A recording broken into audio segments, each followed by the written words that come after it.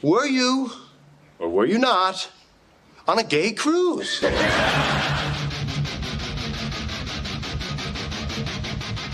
No, you're 120% dick pic. Everybody that age, they're sperminator. Yeah. Because we don't care about anything else. We're a walking hard on looking for a hole. That's. I have to say you're right on that one. Oh, my God. A stiff breeze comes through the room and you return the favor.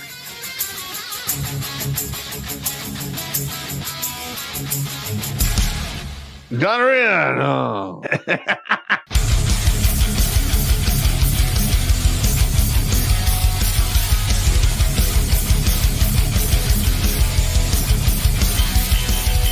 Somewhere on the outside of this building, there is a hole where squirrels come in.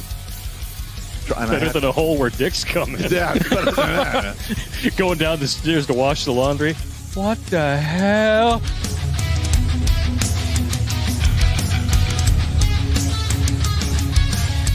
Shh. Pizza. Stop it now. I order you to stop. I'm still touching myself.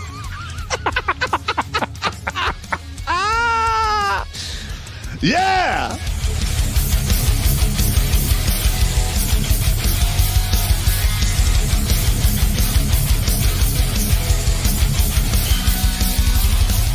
All young bitches want to do is pop pills, smoke weed, get drunk, lay around, suck dick, eat hot Cheetos, charge they phone, get a sew and weave, twerk, be bisexual, eat McDonald's, wash they pussy in the sink, lie, take selfies, and talk shit through Wi-Fi because they phone never on. I think washing they pussy in the sink is my favorite part.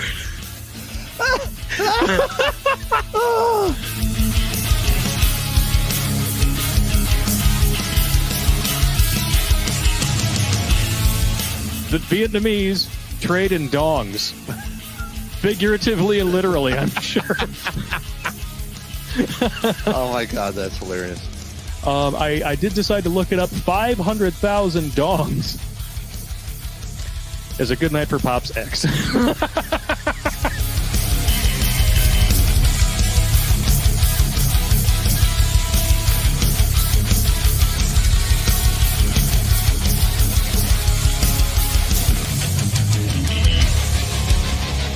Like most women, he's an emotional thinker.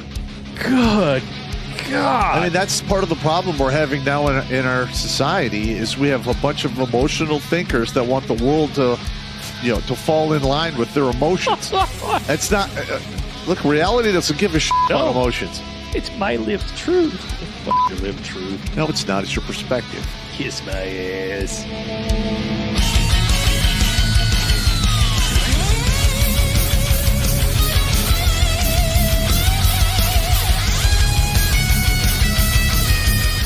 Literally like, hey, Sergeant Pop, you got to turn your bear suit. I'm like, over my dead body.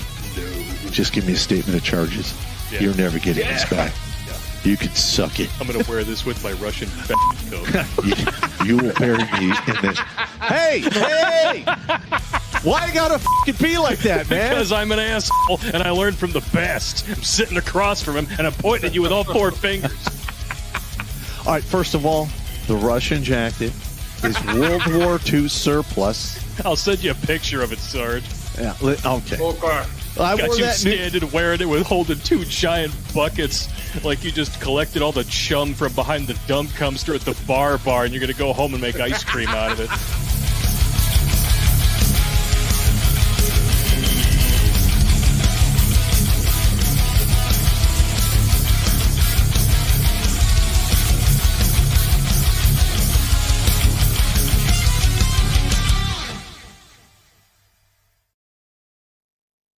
What's up, savages? Welcome to another episode of Grunt Speak that actually is live from the lair. All right, I'm going to start off with a famous saying from, I believe it's from Joan Rivers. Youth is wasted on the young. Now, we have all kinds of craziness going on in this world today, and we've touched on this a few times in the past. We've talked about socialism, which is basically the pussy lips to communism. That's how it rolls.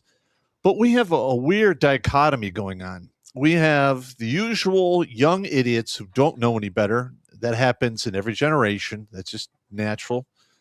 But now we're seeing the result of at least 2 or 3 generations of feminists who are now old and bitter and wondering where their utopia payoff was for being strong and independent. Well, they basically got on the ferry to box swine in Catland. There's 2 different companies. There's Reasons and Vagina and Meth and Dicks. It is what it is. Don't hate the messenger. I'm just telling you the way it rolls here.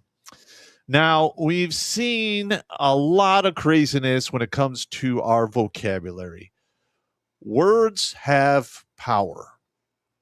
And anyone who tells you any different is smoking ganja, not like the backyard ganja, but the really good stuff that you have to pay a lot of money for. And we here at Redonkulous, we're involved in this war of words because we recognize words have power. And we're doing so by being politically incorrect. We are not polite in our word usage. There's a whole lot of profanity. But you'll have to excuse me since I really am in a knife fight with the forces of darkness where political correctness and kind language just won't do. All right, you know who the usual villains in this are, and we're going to put it right at the base or the feet of Bolsheviks. Start drinking. All right. You summoned me? I summoned you, yep. There's no C in Bolsheviks, you idiots. Anyway, this whole thing started when I started noticing headlines. You're coming in a little faint. Am I faint? Yes. Stand by. How's that? A little better. You get closer to the thingamajigger. How's that? Okay. Is that better? That's better. Okay. I'm going to turn it up even just a tiny bit. There. How's that? Good. Good. Okay, good. Anyway, I started noticing these videos and I was tracking where socialism is coming from in the United States and talking to a couple of guys from the round table about a couple of the aspects of it. And I started to notice that all of this emanates from our universities. And unfortunately, ladies, yet another argument for that pesky 19th Amendment. Most of this is coming from females. Most of this is coming from females. Are there males involved? There's absolutely males involved. The fuckers, biggest feminized soyentists, men, yes. Soyentists, yes. Social soyentists, socialist soyentists. Yeah, and these bitter old feminazis, I refer to them as the ticks on the butthole of reality. Yes. Now, universities, you say, yeah, how about our top 10 universities? All have, what is this, a Young Communist League? I'm reading from notes here. Young Communist League and the Young Democrat Socialists of America leagues.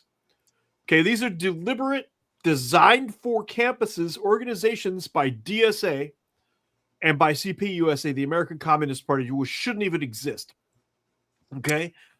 And which universities? This is the top 20. Now, stand by. Let's stand by.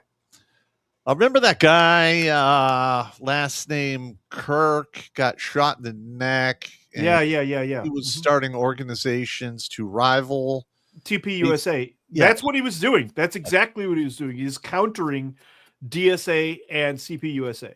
And I believe he got a 168 grain boat tail projectile at lethal speeds as a reward.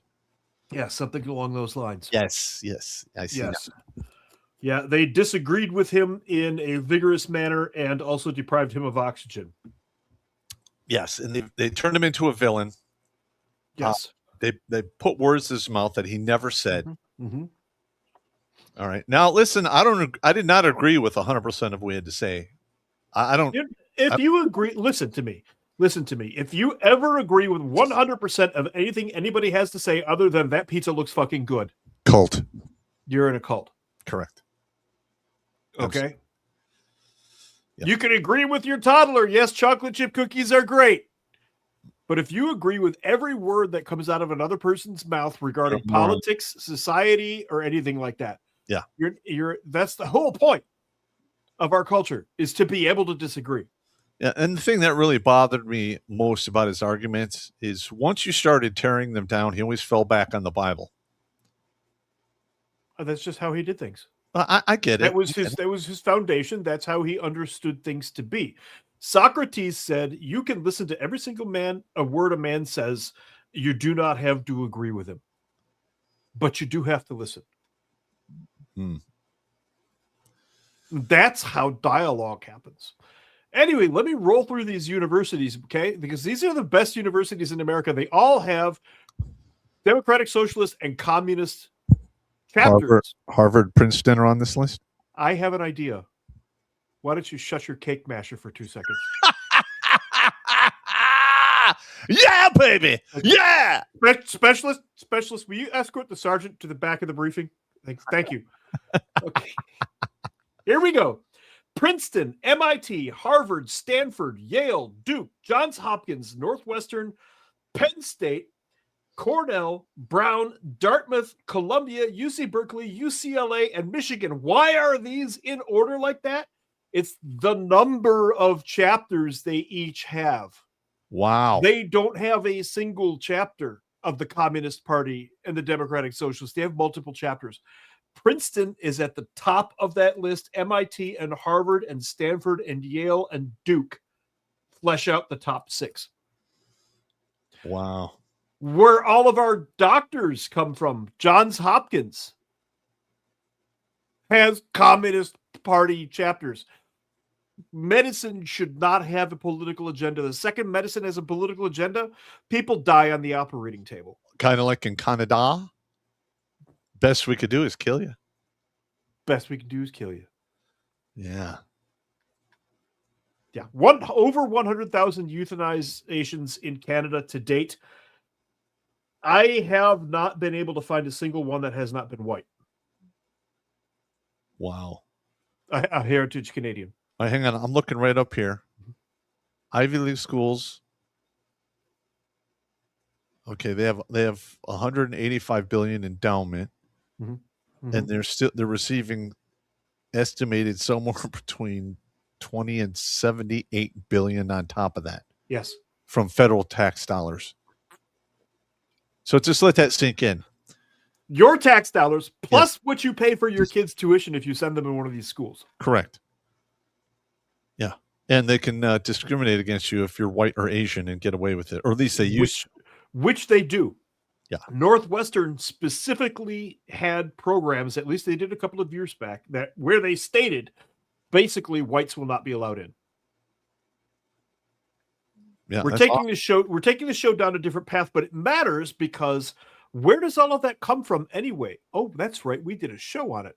A man called Herbert Marcuse created basically a system of socialism when he realized you couldn't pit Americans against each other over wealth. So he created a system of socialism, which is the lobby for communism, where it was based on race. Now, interestingly, Charles Manson, the famous psychopath, said that this was going to happen, and he was known to go to all the best parties in Hollywood and Malibu. So part of me is wondering, this is just pure fucking space speculation on my part. I'm purely spitballing. Was Charlie Manson put away just because he heard something? Because he never actually committed any of those crimes himself. Well, I mean, I'm going to be honest. There's a lot of people in prison or there who don't deserve to be there. I believe that. It's just curious because the timelines match up. As Marcuse's stuff was rolling out, Manson is talking about Helter Skelter and race wars.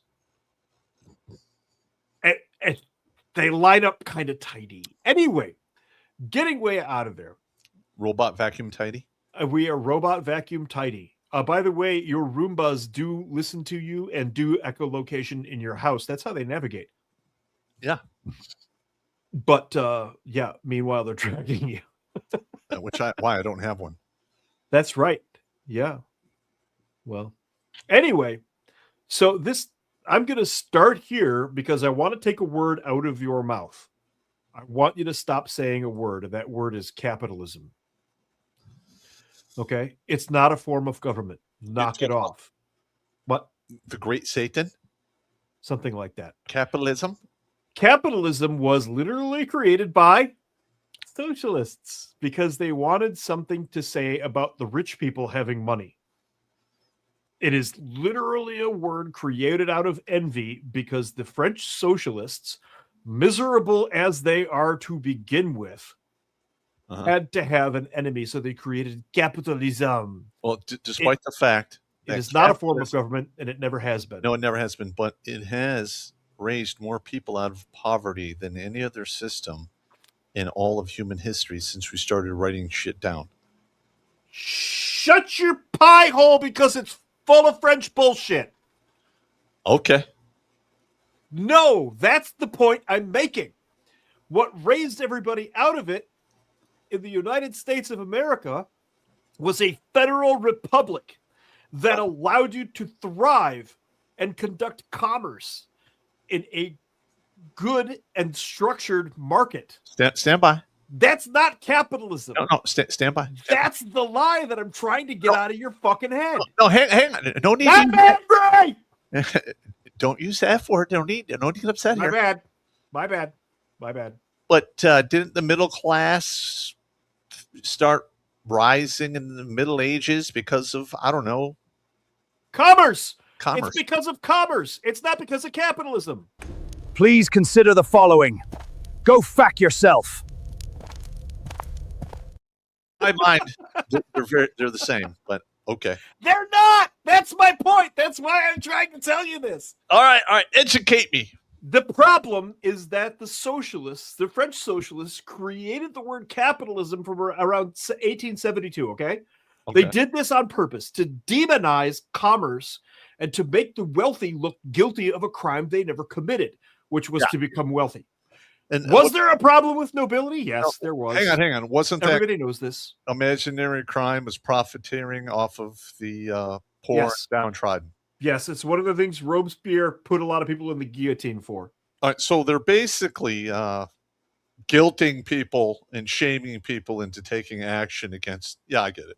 For being successful. What feminism is doing right now. The reason that I want this word out of people's mouths is the context of a form of government and a form of market. It is neither.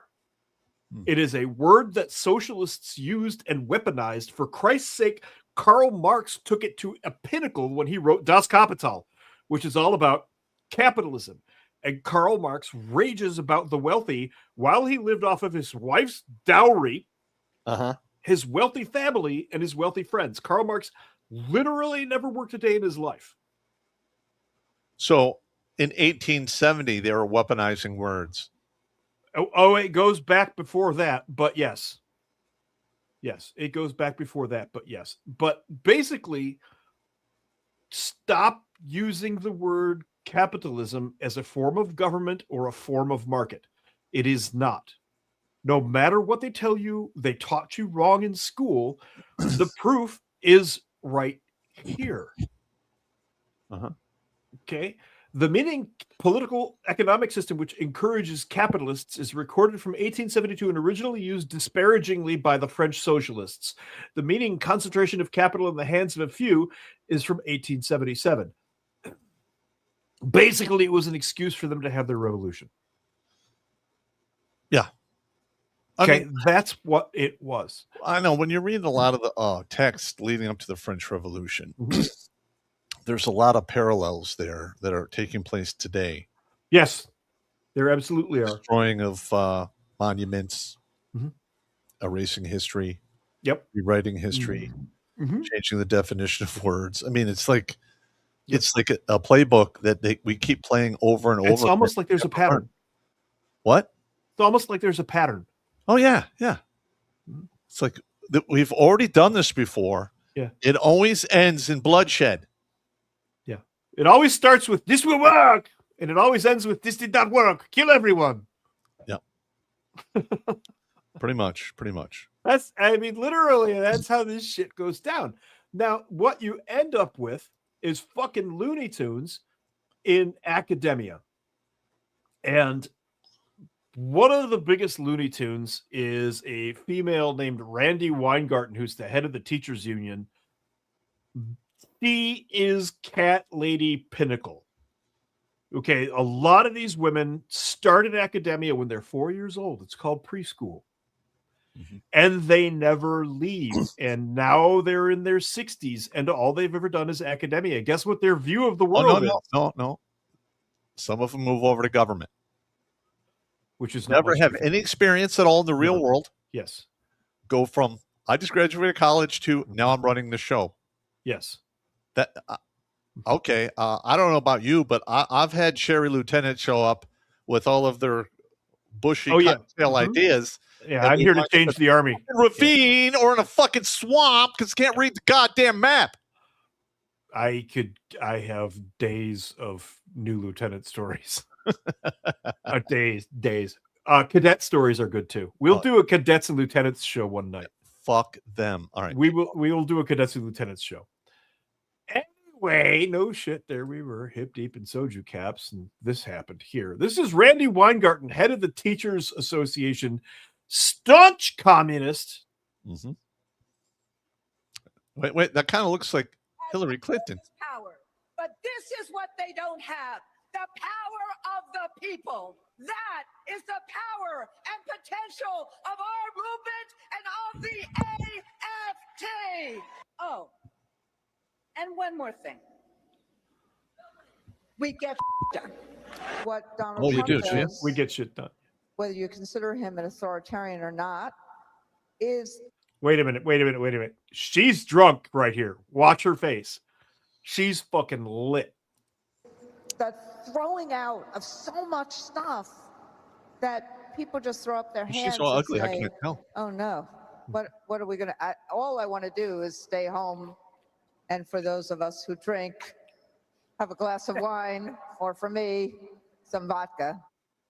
Well, that's not exactly educational. Randy Weingarten going on a wild political rant during the AFT convention. Yeah. She is the most dangerous Bolshevik in education. Okay, but this is what's making it dangerous. Yep. Is we have a lot of young men who are not connected to this civilization anymore. Oh yeah, we were talking about this before. It's done nothing but want us to participate in a rigged system, treat us as absolutely expendable and replaceable. Mm-hmm. And I can't remember actually, like when I went to school, I had very few male teachers. Now they're virtually extinct. Berkeley was about 40% male teachers, 30%. Not that many. I didn't have that many. Eisenhower was well over half. Eisenhower was well over half male teachers while I was there.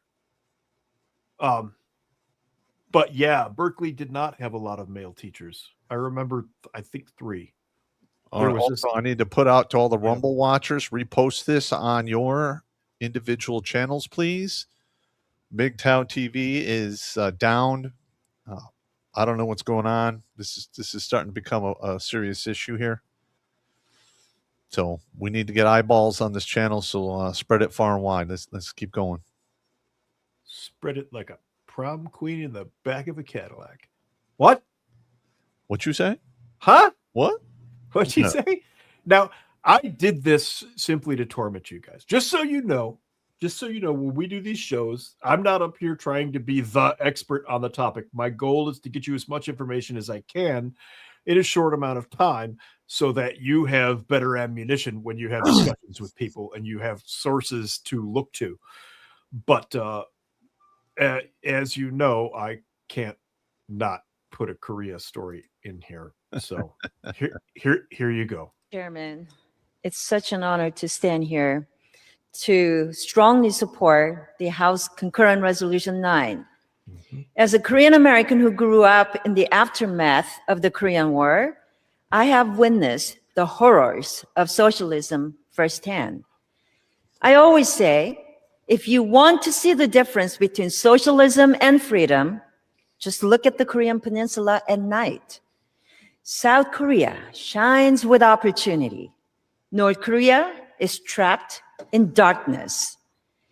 Time and time again throughout history, socialism has led to disaster, starvation, imprisonment, and the death of over 100 million people worldwide. My own family lived those horrors. My mother-in-law risked her life crossing the DMZ lines multiple times to rescue loved ones from the North Korean regime. To this day, tens of thousands of Korean families remain separated by a system that tears apart communities and crushes basic human dignity. Now more than ever, as socialist ideas gain traction here at home, and as our nation's largest city and financial capital has elected not just a socialist, but a communist as mayor, we must firmly demand our capitalist free market system, which empowers Americans of all backgrounds to achieve freedom, opportunity, and prosperity.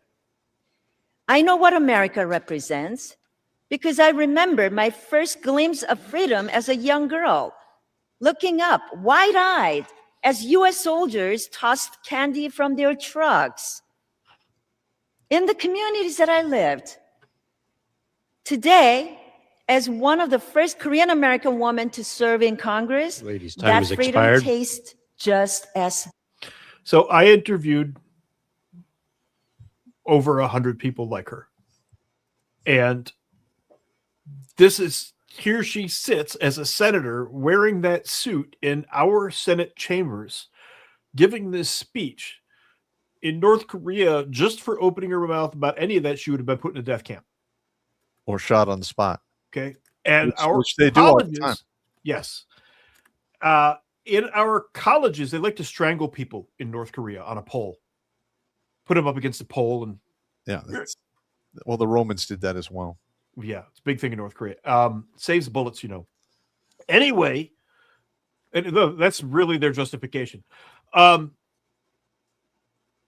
This is being taught in our schools now. Listen to the people who were there. You can find people like her. You can find there's Poles, there's Russians that were behind the Iron Curtain.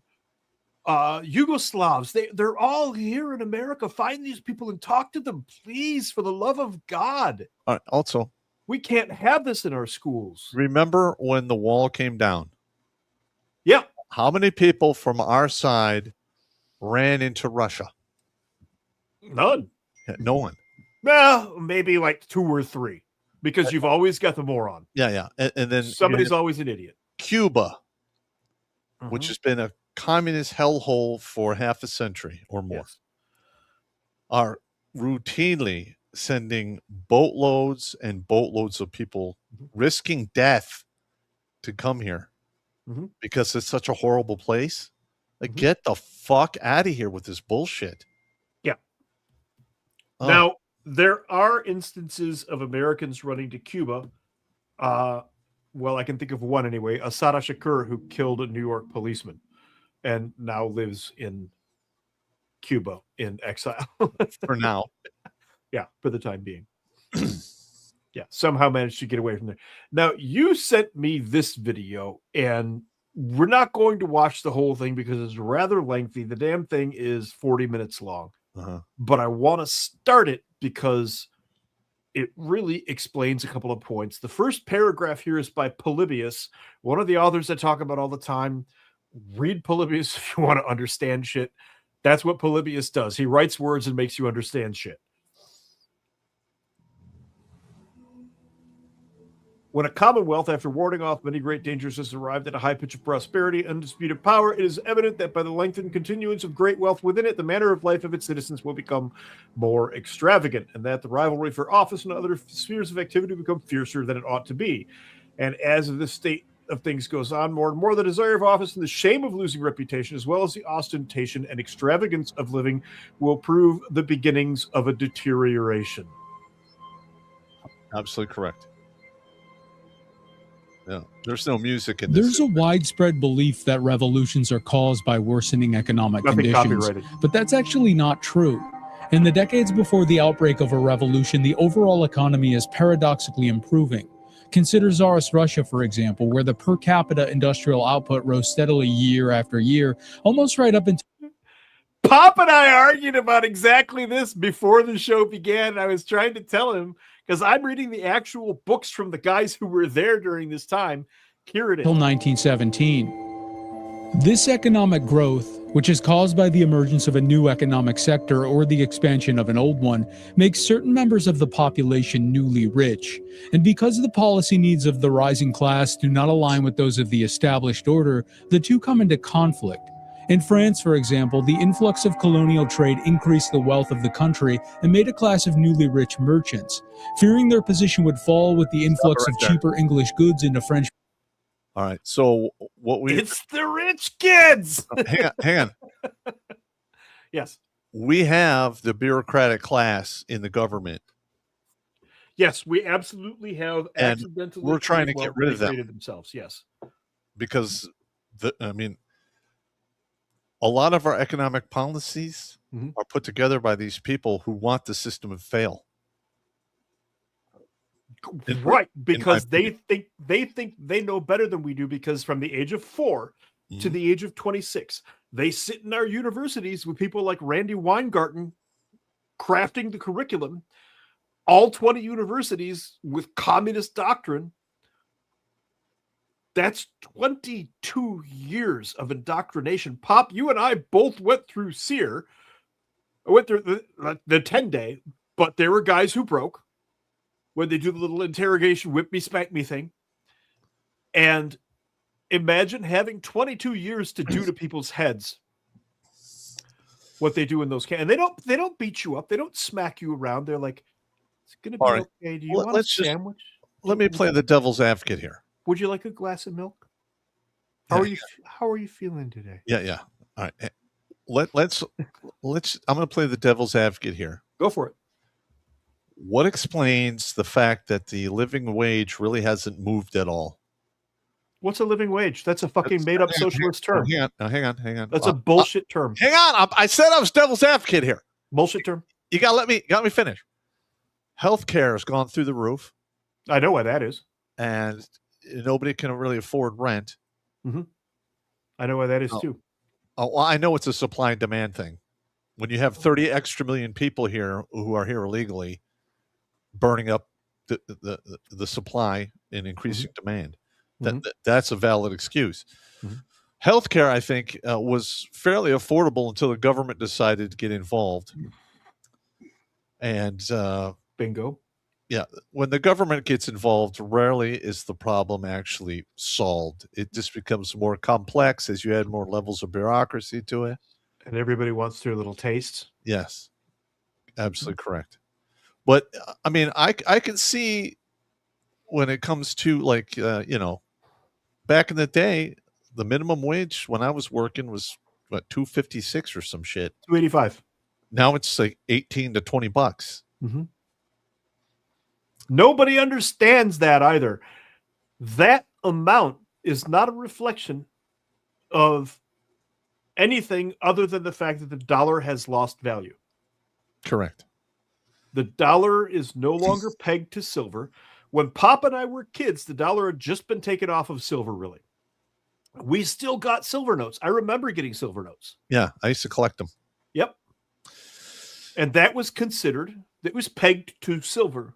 Correct. And that is how our money was. And here's another thing. 1970s, 1980s. We have a large swath of the United States that used to be for industrial purposes. Steel mills. The Rust Belt. The Rust Belt, which used to be very robust economically. From Milwaukee to Pittsburgh. And all of those jobs are now in China. Mm-hmm. So we have to ask ourselves a question here. There's no fucking way you can dig iron ore here in the United States, load it onto rail cars, take it to the coast, load it onto a ship, ship it over to China to get processed into steel, brought back, and then shipped. I mean, there is somebody absorbing that cost somewhere. And there is somebody profiting from that cost somewhere. Correct. And that needs if our government is going to get involved in shit like that, Mhm. they need to break that down because Now- that's some bullshit. How does all of that shit relate to this? It's actually a lot simpler than it looks. Because these kids, as they go through these universities with these communist and socialist programs and these communist and socialist teachers, they're being taught communism and socialism, which teaches them that the state should control all industries, which Correct. is essentially what is going on through abuse of what's called the Commerce Clause. Now, the Commerce Clause is a single sentence in the Constitution, and it essentially reads, the government has the power to regulate commerce between states. What does that mean? It's actually extremely obvious. And the most exploited phrase, because nobody ever really studies it. All it means is New Jersey and Delaware have trade, right? Uh-huh. Delaware decides to fuck New Jersey on a whole bunch of prices. New Jersey starts to retaliate. Now you've got price wars going on. Regulate commerce between the states. The federal government can step in and say, you guys are being dicks, knock it off. Because you're driving the price up in all of the other states because you two are being dicks. Fair enough. That's it. That's the Commerce Clause.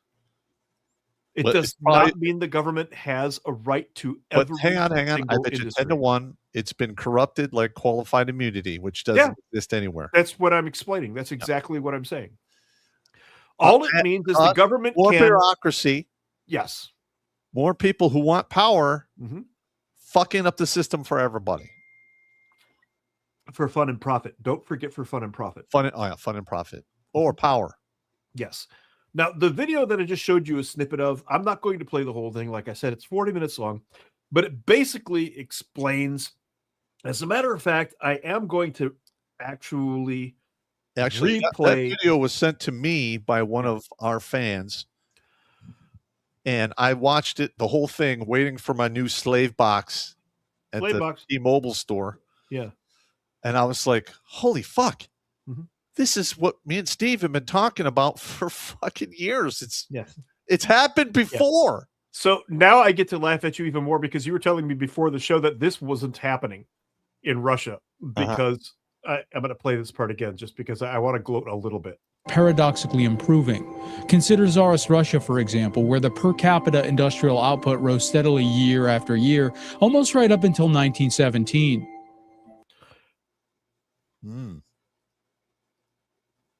What we're taught is that there was widespread famine throughout the urban areas in Russia. If you Google it, that is what you will find. However, if you read the books of the men who wrote about that time, I can't remember his name right now. I should have grabbed the book. The last general of the Tsar of Russia wrote a book, his biography, his own autobiography, and he describes how things were. And this is what he describes right here. He describes this economic state. He says there was no starvation in the cities. The starvation was by the war. The starvation was near the war and the supply lines behind it, which makes sense. War has this way of depredation, fucking stuff up, destroying everything around it. But in the cities like St. Petersburg and Moscow, there was none of that. There was chaos because the leaders had been sent to the front. And there were no strong leaders in Moscow or St. Petersburg, which made it ripe pickings for Trotsky and Lenin and Stalin. And that's what happened. And then the starvation started. Was there starvation in Russia? Yes, but it was not in the cities like they tell us. And this video just told us exactly that. Fair enough. Fair enough. Yep. Let's see. Also, I need to put this out. Yeah. I'm going to be emceeing. Oh, yeah, this is good.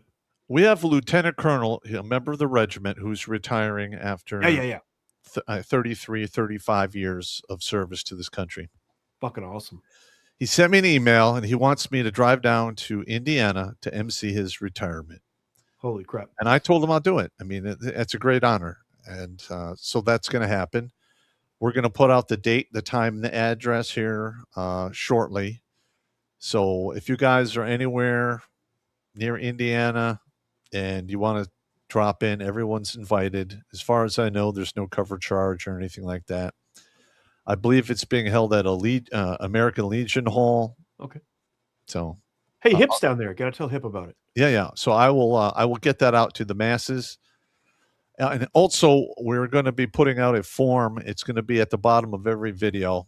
It should already be out in every announcement for this show. We're going to probably put it out in the chat when the monkey shows up. We'll get it put in there. Okay. We are collecting data for all of the viewers who watch this show so we can do our own notifications because it's not happening with YouTube. We are shadow banned. They don't like our message, despite the fact we're effective at fighting suicide. Once we get this rolling, we're going to mail everybody a flock camera to shove up a bureaucrat's ass, too.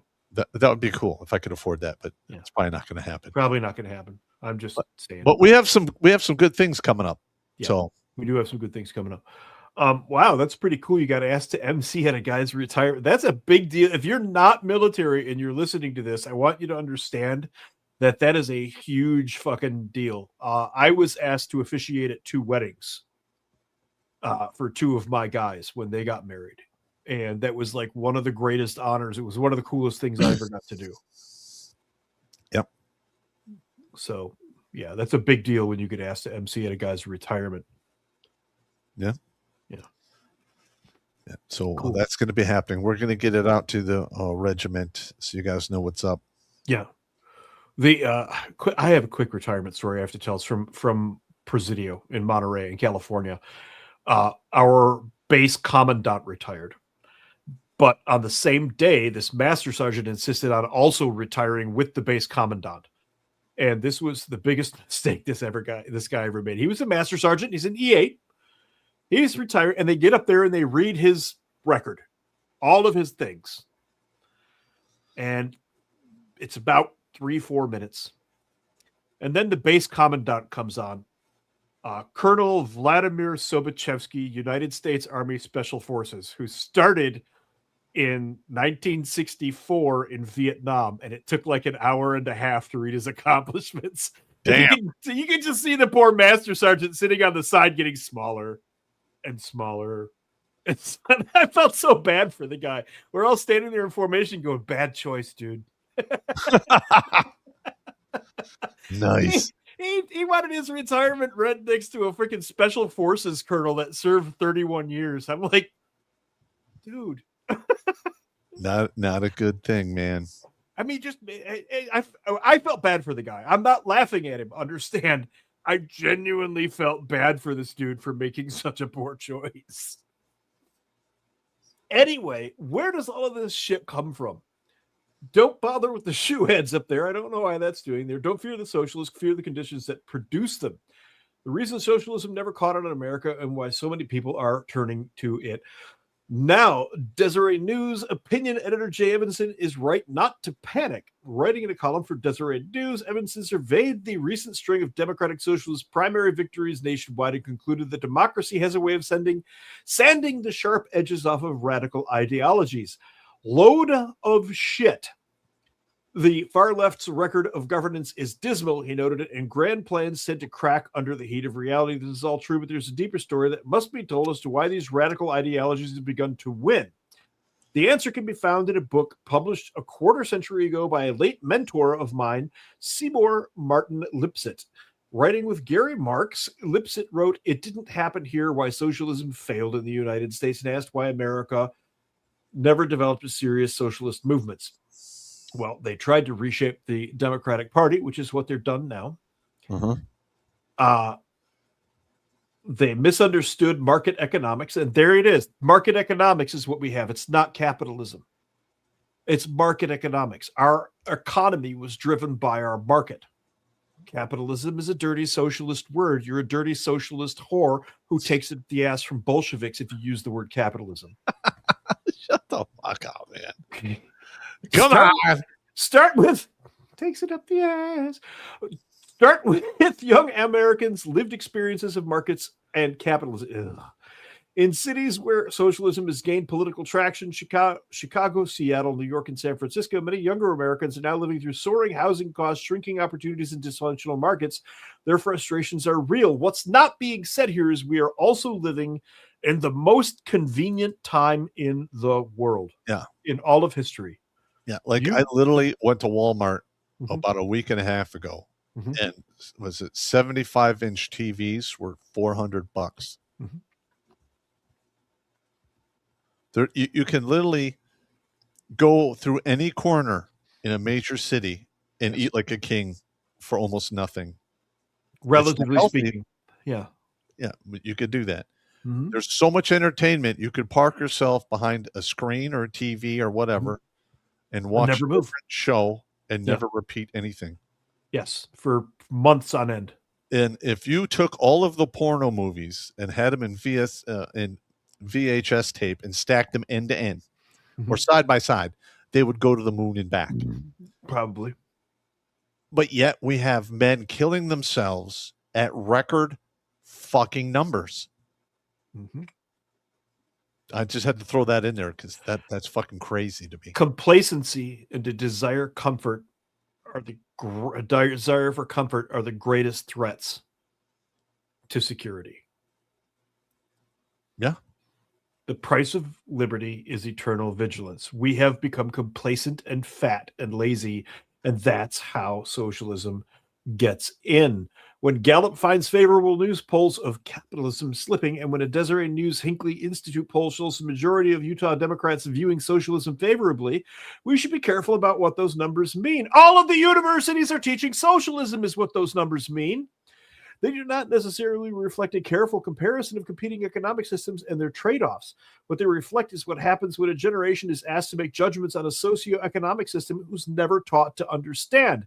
No, they were never taught to understand it because the schools do not teach it. All they teach is capitalism bad, which is why I launched on capitalism earlier, to be quite frank. Yep. HIP is blowing up both of our phones right now, by the way.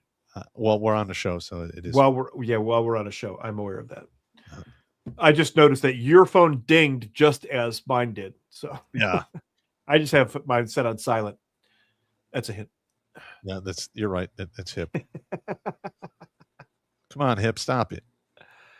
Yeah, that's it's just nuts. Now I keep harping about these university professors and everything. I want to show you what I'm talking about. I have an example right here.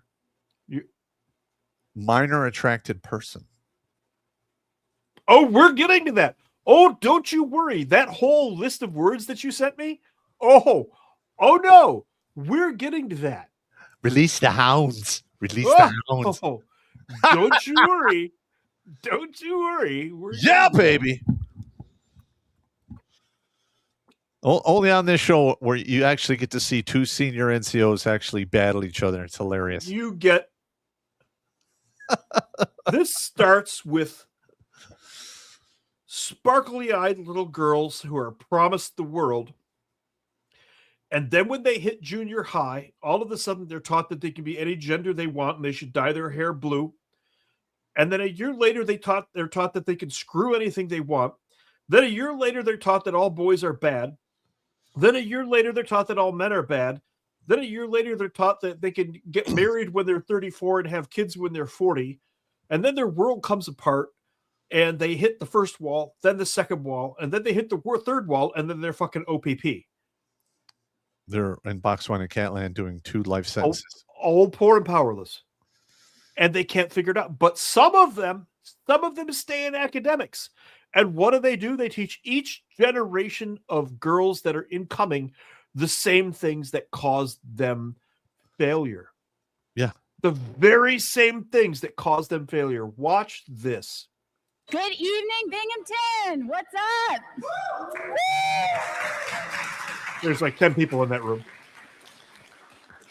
I have the best job tonight because I get to shout out all of the amazing, amazing organizations that work to get all you all in this room before a break. So huge thanks to Latin American Student Union, to Binghamton YDSA, to the Communist. graduate student, employees, Communist. union, to SUNY BDS, Communist. the Binghamton Remedy Project, More socialist. and Binghamton Solidarity for Palestine. More socialists. I know this room wouldn't have all of these awesome people in it were it not for the weeks of outreach, and I know the incredible work it took. Okay, first of all, have you noticed? Now, Pop and I will look at photos like this, and the first thing we're doing is trying to lay out that room so that I can figure out what radios I have to intercept while he figures out with his guys which door to blow first. It's that one right there. And you can see that this room is approximately 28 feet wide and appears to be about 40 feet deep. It's a lecture hall. It's a lecture hall, but it's a small lecture hall. Mm-hmm. This hag, with her break the two-party system, vote socialist sign, and the direct action united sign down here. Palestine thing, she's the burqa thing she's wearing. Yeah, her kafia. And she's got a kafia on the table behind her, too. Uh-huh. I do the language thing. Just let me do the language thing. You Fair shoot enough. them. You shoot them. I'll read the papers. Fair enough. Anyway, we don't mean that literally. Pop and I don't engage in such behavior anymore. That was long, long ago in a galaxy far, far away. YouTube, please ignore our previous statements. I just use words now. That's correct. We're administratively violent. This woman is absolutely representative of what we're talking about here. These start as these little girls. Your little girls, my little girl. They start there. She looks like she's close to my age. Yeah. And then they become old and bitter, and this is the only power they have. And they know that this is the only power they have. And this is how these socialist hags reproduce, is by leading little girls down this path to become them. And I bet you 10-1, she's going to blame all of the shit on men. All of it. It's all our fault. Yeah. Let's let a first speaker get in here because this is pretty funny, actually. And we talked about this earlier as well, where it's not women, it's social scientists or Bolsheviks. Bolsheviks. That's going in the book. Hang on. That's good.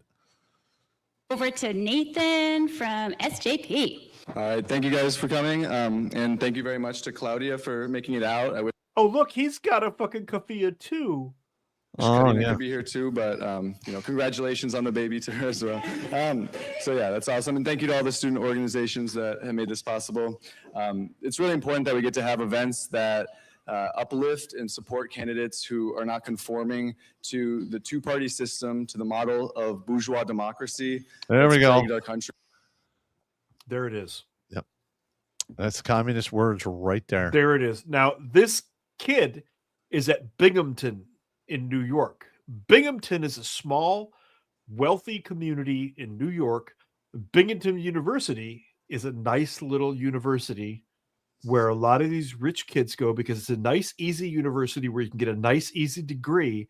And when the right employer sees Binghamton and you've got the right name, why, you're going to get a job. These kids are not poor, downtrodden, starving, experiencing hunger. These are the rich kids. For so very long.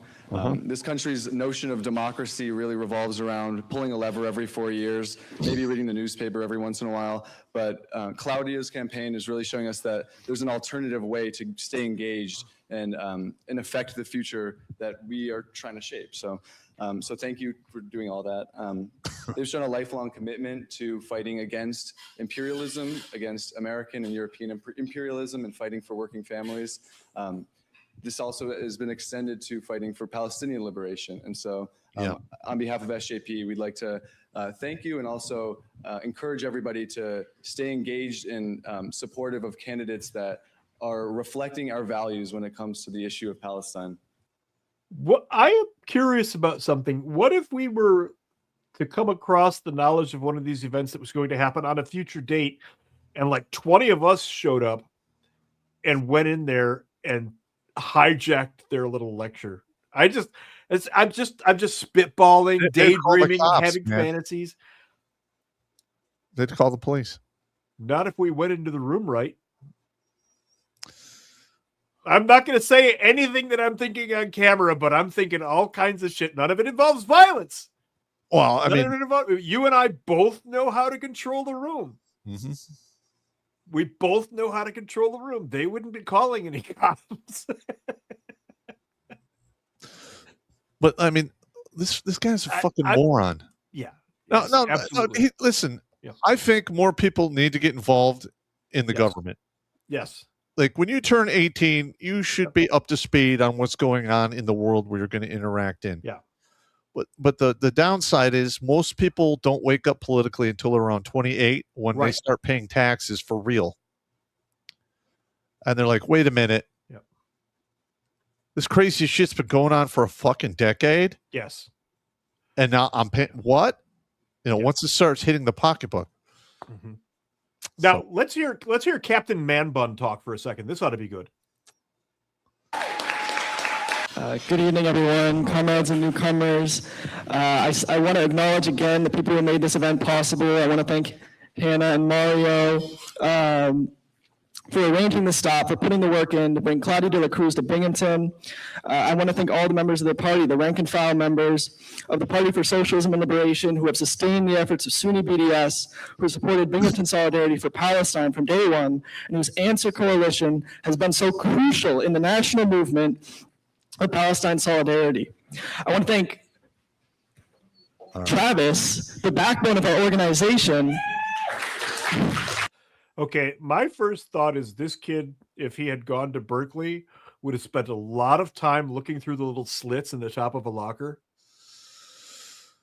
Well, I mean, they don't seem to understand, though, if this whole Free Palestine thing, actually takes over in America, the Jewish population is done.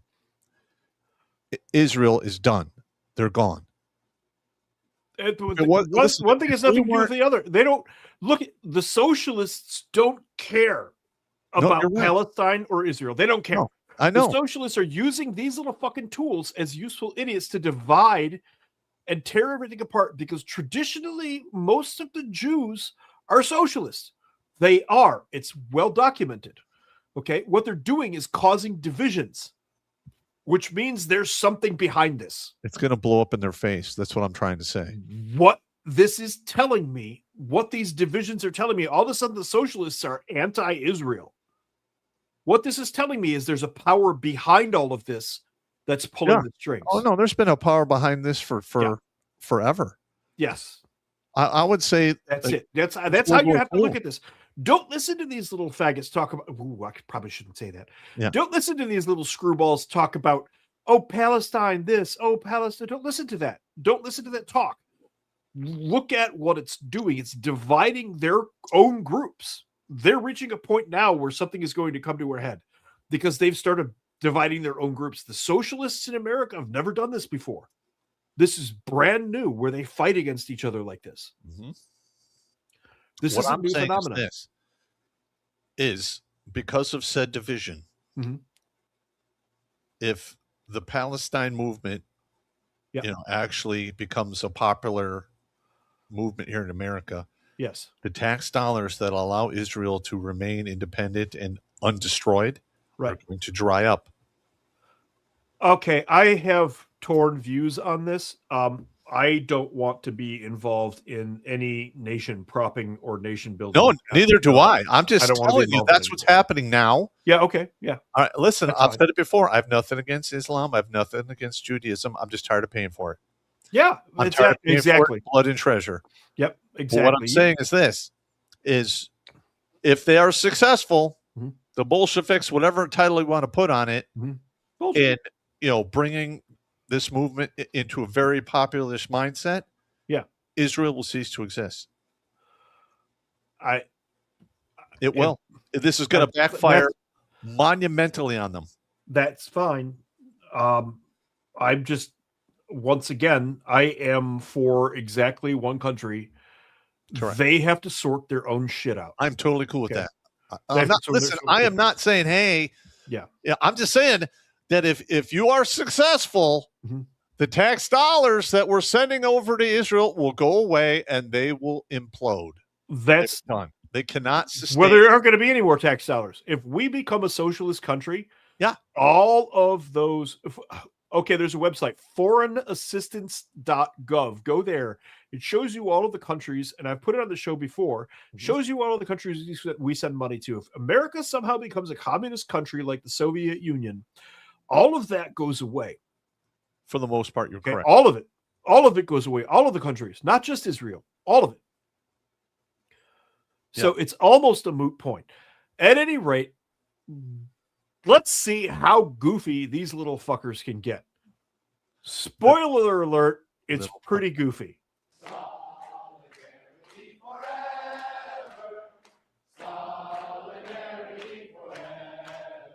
You may have heard the kids are getting radical, at Uh-huh. least compared to older voters.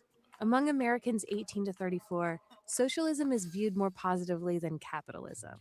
In the 2020 presidential election, 54% of Democratic voters under 30 back Bernie Sanders, a Democratic socialist. Sanders won 65% of voters under 30 in the Nevada caucuses. Thank you. Why are you a socialist? You know, I'm originally from West Virginia, and so every time I go home, you see the trees are gone. Coal dust covers the roads, but like no one's life is improving there. That's not true. Connor McClellan co-founded a Young Democratic Socialist for America chapter at East Tennessee State University in September 2018. Connor and 11 other members of the group road-tripped 14 hours from Johnson City, Tennessee for a 3-day conference. Hello, everyone. This is Connor McClellan. We're passing through Indianapolis, and we're excited to be in Chicago. You don't expect like a bunch of like young socialists to be in the middle of Tennessee, but I think we're like one of the biggest political clubs on campus.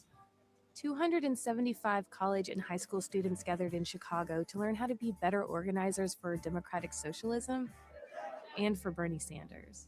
So this is a little Yolidarity. It's about Southern socialism. Uh-huh. Now, are you seeing the crowd? Glory, glory, hallelujah. hang It's on. the battle hymn. It's the battle hymn of the Republic. They turned it into a hang on. socialist That song. Solitary Forever song they were singing in the beginning. That's glory, hallelujah. That's No, the hang battle on. hymn of the Republic. They sing that at virtually every UAW meeting. Do they? Yeah, I attended a couple dozen of those when I used to work for Chase Manhattan, because we had a deal worked out with the UAW to give UAW workers a very good discount on mortgages, and we had different programs for them. So you're telling me that the UAW is blatantly communist then? Yeah, so I attended these, and they sang that same song in the beginning of every fucking meeting. You just told me the UAW is communist. I guess I am. It's not an accusation. It's a statement of fact. I'm just telling you what I witnessed. They sang that song before every meeting I attended, and I probably went to a couple dozen. Yeah. So don't play the whole thing. That's just, I'm not going to play the whole thing. I just want you to see. Look at this room. It's all wealthy white kids. Mm-hmm. It's all spoiled, entitled little shits. I saw one black face in the entire crowd. And that has been consistent throughout this entire thing. It is a class of people who were lifted out of an economic state and raised into a better economic state, whose children were then never subjected to the rigors of growing up. Like you and I had a paper route when I was 11. Me too. We lived in a nice neighborhood. I had a house on a lake when I was a kid. I know you lived in Oak Park in Berkeley. I lived in a new subdivision with a house on a lake. Yep. But I still grew up 11 years old, paper route. Grandma's house had a well in the kitchen sink, and there was a root cellar. She didn't have a basement. She had a dirt root cellar. there were smoking sheds. You know, when we had chicken for dinner, Grandma went out in the backyard and you heard, and she came in with the chicken, put it in the sink, poured boiling water over it, pulled all the feathers off. Yeah. I mean, I grew up one generation away from dirt poor. Fair enough. These kids, my mom was on welfare, so Yeah. I didn't have any of that. Well, you grew up right there. You grew up concrete poor. Yeah, that's a good term, concrete poor. Yeah, you grew up concrete poor. I was one generation from dirt poor. My dad managed to get himself out of that. There was 2 aisles in A&P where we did 80% of our shopping. Yeah. And it was all like welfare goods, and everything had a white label, and it just said what it was. Cheese. And, yeah, cheese. Yep, I know. Noodles. We went when my parents got divorced when I was 13. We lost all of that, so I only had it for a minute. And then when I was 15, we moved to Berkeley, and I got to experience government cheese and frozen hamburgers. Not bad, actually. I actually like government cheese. Yeah, it's not bad. It's pretty good. I like it. It's pretty good. And Yeah. for those of you that don't know, Yeah. government cheese is Velveeta. There you go. Totally But better. Somehow better. It was a little better than Velveeta. Anyway, these young spoiled kids grow up without any context of suffering. Look how pale this guy's, like green. What's wrong with his skin, by the way? He's probably a vegan. It doesn't get enough essential yeah. amino acids. Yeah, that's probably true. But they don't have any concept of hardship. So they see socialism and they're like, everybody can have equality and everything will be great and it will be equal. And then they try socialism. And it And always fails. one guy works and nobody else does. And when it comes time, that guy's work is distributed evenly amongst everybody. Until he gets tired of working for nothing. And then the next cycle around, he goes, I'm not doing any more than anybody else did. Yep. And then Because they it's all human have, nature. and then they all have just enough for that year. And he says, fuck it, I'm not doing anything. And then that next year they starve. Yep. That's and how then they start socialism deciding works. who dies and who doesn't. Yes, but this is all coming out of our universities. The university is the final processing mill. Grade school, junior high, high school, all prep you for college. More so than you know. It's not about education. It's preparing you to receive Indoctrination. the indoctrination of the university. And I've covered this on the show. Yeah. Like, why do I have to take 2/3 of my college curriculum before I can take the core classes I actually want? Right. Because they want to indoc you. Yeah. And they say, well, you want to be well-rounded. No, fuck your intro to India. Fuck that bullshit. I don't give a crap. Yeah. Like women's studies, sexual, fuck off. Yeah, you can't imagine how disinterested I am in anything you have to say about any of these things. I still get phone calls from Oakland University. That's where I graduated from in '96. Mhm. And they're always like, oh, you're alumni. We're going to contribute. I'm like, go fuck yourself. You got my money when you ass rape me at the bookstore. You will get not another penny for me. Yeah. Fuck you. And I tell them that every time, and I get called at least once a year. Wow. Yeah, fuck them. I'm getting Write him a formal letter that says remove me from your freaking. I probably will do that. Yeah, a cease and desist. Write him a cease and desist. So the funny thing is when the libertarians get involved in this, okay, I want to be clear. This is how I feel about libertarians. You're a bunch of fucking stoned, pacifist, dickless, pencil neck, loafer wearing, pothead motherfucking anarchist wannabes. You got to add the penny to the loafers. They got to be penny loafers. Come on now. Penny loafers. I don't. Got to be accurate, man. You got to be I accurate. don't like libertarians. I think you're a bunch of stone sissies who want to be anarchists. Okay. A recent survey by the Cato Institute and YouGov paints a troubling picture. 62% of Americans aged 18 to 29 say they hold a favorable view of socialism, and 34% say the same of communism. This is shocking, given that communism is responsible for 100 million deaths worldwide. It's a lot more than that. It's coming up on 1 billion. Somewhere around there. With what China's doing, yeah. Yeah. Russia, China, Cuba, Cambodia, the list goes on. and is rooted in socialism, the same philosophy that spawned Mussolini's fascism. No, it didn't. Mussolini's fascism was not spawned by socialism. Anyway, that's a different thing. To favor socialism is to flirt with tyranny. Therefore, it is imperative that libertarians educate more Americans to recognize the socialistic actions of big government and fight against them. As Friedrich Hayek warned in The Road to Serfdom, the rise of fascism and Marxism was not a reaction against the socialist trends of the preceding period, but a necessary outcome of those tendencies. He also noted that both Mussolini and Hitler started out as socialists. That's going to start arguments in the chats. In March 2025, Cato asked a national sample of 2,000 Americans 18 and older about U.S. fiscal policy, including the following. Do you have a favorable or unfavorable view of socialism, and do you have a favorable or unfavorable view of capitalism? 43% said they had a favorable view of socialism, and a total of 14% they had a favorable view of communism. Wow. Those numbers go up the older the kids get. Here's the thing, okay? This is happening because of the schools. This is literally happening because of the schools. This stuff is being taught. I saw it toward the end of my daughter's education, and then when she went to college. I could see it in some of the stuff that she was taking and describing to me. It is the reason this is happening is the universities, which is the point of us bringing this up tonight. Well, okay, but all right, let's just put this in perspective. We're going to see New York State fail in real time because of New York City. Yes. And we're going to see California implode in real time because Oregon as well. Yeah, I'll say Oregon as well. And this sucks, but this could be the wake-up call that the entire country needs to see that this system of government doesn't belong here, and it never will work.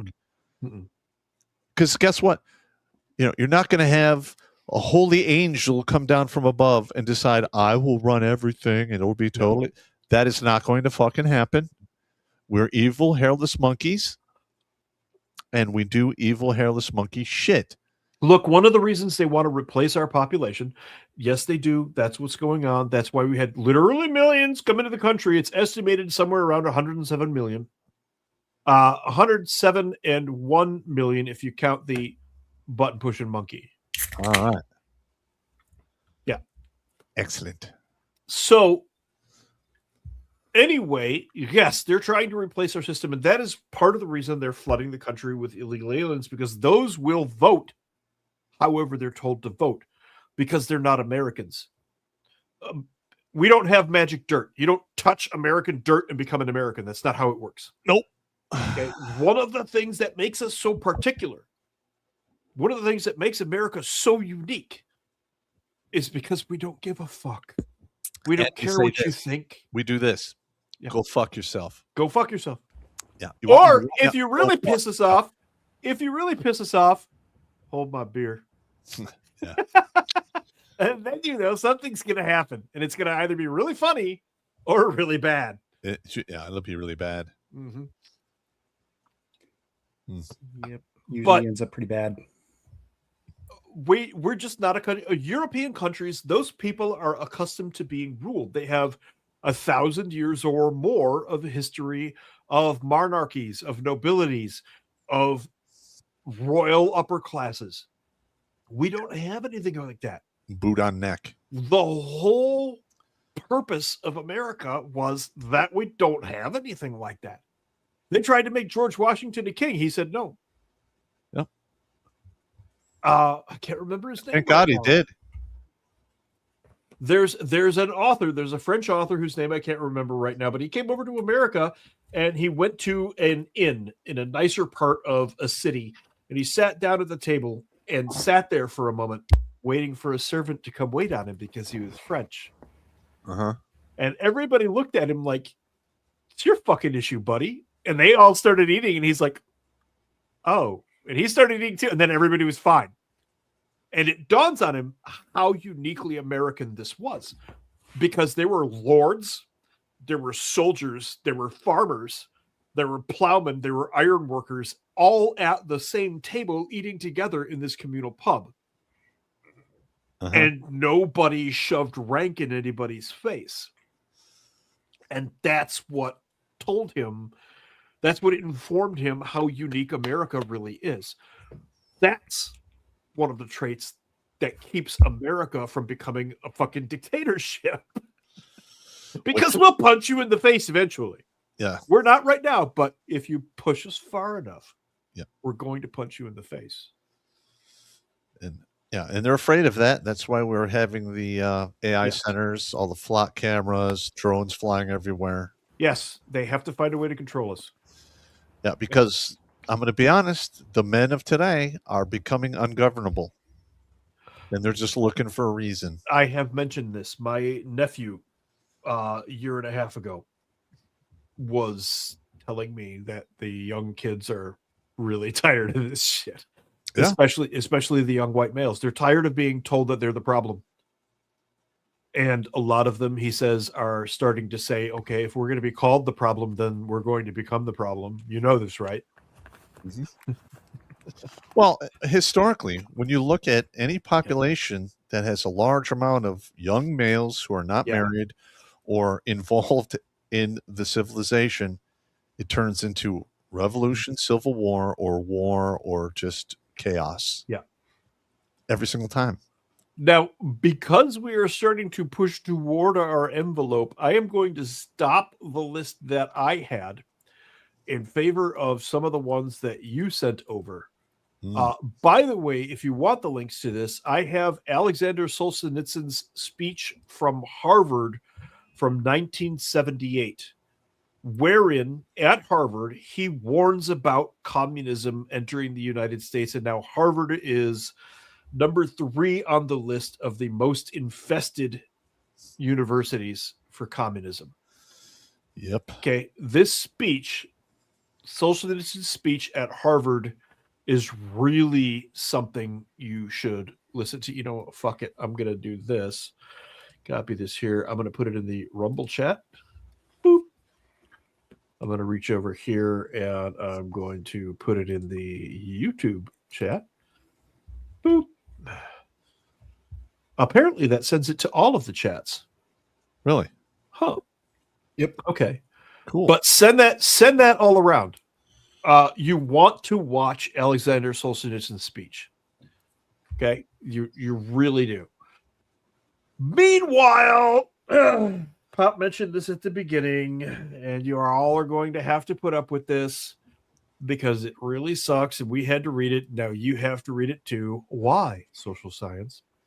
Because trans activism can change how we understand language. UC Santa Barbara. I sent you this. This is the prime example of how they're using language to directly manipulate the youth of the country. Everything about this movement goes against logic, reason, biology, and facts. But yet, because of the language has been warped, these little idiots are believing it. And that is a serious problem. Yes. This is really Looney Tunes. I'm going to warn you right up front. You're probably going to want to throw something. You may drink heavily just because of this one article. Here we go. If you're reading this, you've probably already encountered transgender linguistic activism. When people introduce themselves, for example, it's increasingly common to share pronouns and ask what others use, instead of assuming the best way to refer to them based on appearance. Making self-identification an everyday practice is one of trans activism's most visible recent victories, particularly on campuses and languages, particularly on campuses and language is at the center of that. Sorry, what? As linguists, I'm a linguist, we are particularly well placed to support the ongoing movement of trans rights. This is a brief survey of some of the current linguistic research that engages with transgender activism. There are all kinds of interactions between academia and activism. Some document trans-linguistic activism, others draw on linguistic expertise to inform activist discourse, and still others apply linguistics to develop practical interventions. Many also engage with trans activism to advance the state of linguistic knowledge. From syntax to sociolinguistics and corpus linguistics to phonetics, scholars draw on trans discourse to experience our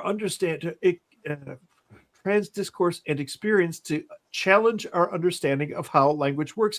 I'm sorry to drop this on you a second time tonight, but I have no choice. Please consider the following. Go fuck yourself. Basically, universities are the breeding ground for this nonsense. This individual claims to be a linguist.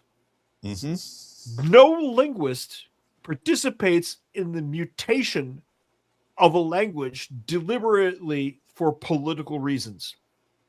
That is contrary to what a linguist is. A linguist studies a language as it is. It's called propaganda, and PsyOps does it all the time. But they use it as a weapon. You are absolutely 110% correct. This is a PSYOP thing. Yeah, it's a weapon. Yeah, I have seen it used in real time, and it is powerful. Yep. Yeah, I've been the 30-pound brain, in the room with the 30-pound brains. Yeah, the PSYOP guys are cooking up all the craziness. Yeah. Then they ask the civil affairs guys, "Hey, could you guys get this message out? How would you go about getting this out to the people?" And we're like, "Okay, we have to figure it out." And then a couple of days later, they'll come back to the civil affairs guys and say, "Do us a favor, go into town and ask them these questions." And based on what they sent out, they want to see what the feedback starts to look like. Correct. Yeah. I know that game exactly. Linguists studying trans people isn't new. Yes, it is. But what's new and growing is the number of trans linguists studying ourselves. That's important because cisgender linguists have long imposed their own bias onto trans communities. There's no such word as there's no bias. Okay.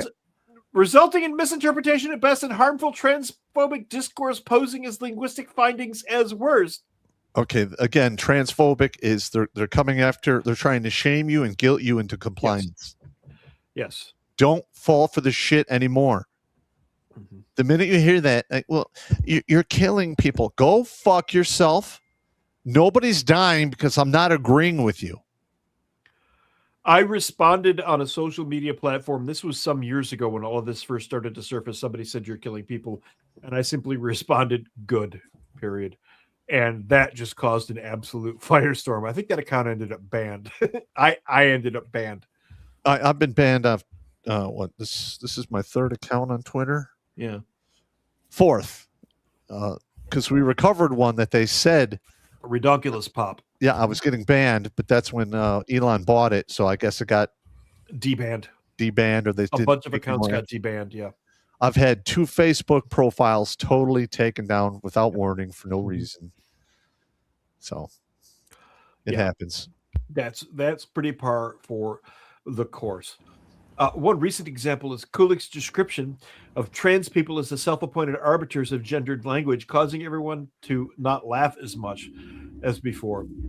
He argues that translinguistic activism results from trans people needing to pay meticulous attention to their language so they might receive confirmation of their gendered identity from others. That's exactly what's going on. They've become a bunch of hypersensitive little fairies who freak out if you say the wrong thing in their presence. Literally, one of them at a university the other day lost its mind. It was a male. The blue hair? The blue-haired one. Yeah, I saw that. That looks exactly like the meme. Yeah. That looks exactly like I the saw. bad I was meme. just like, are you fucking kidding me?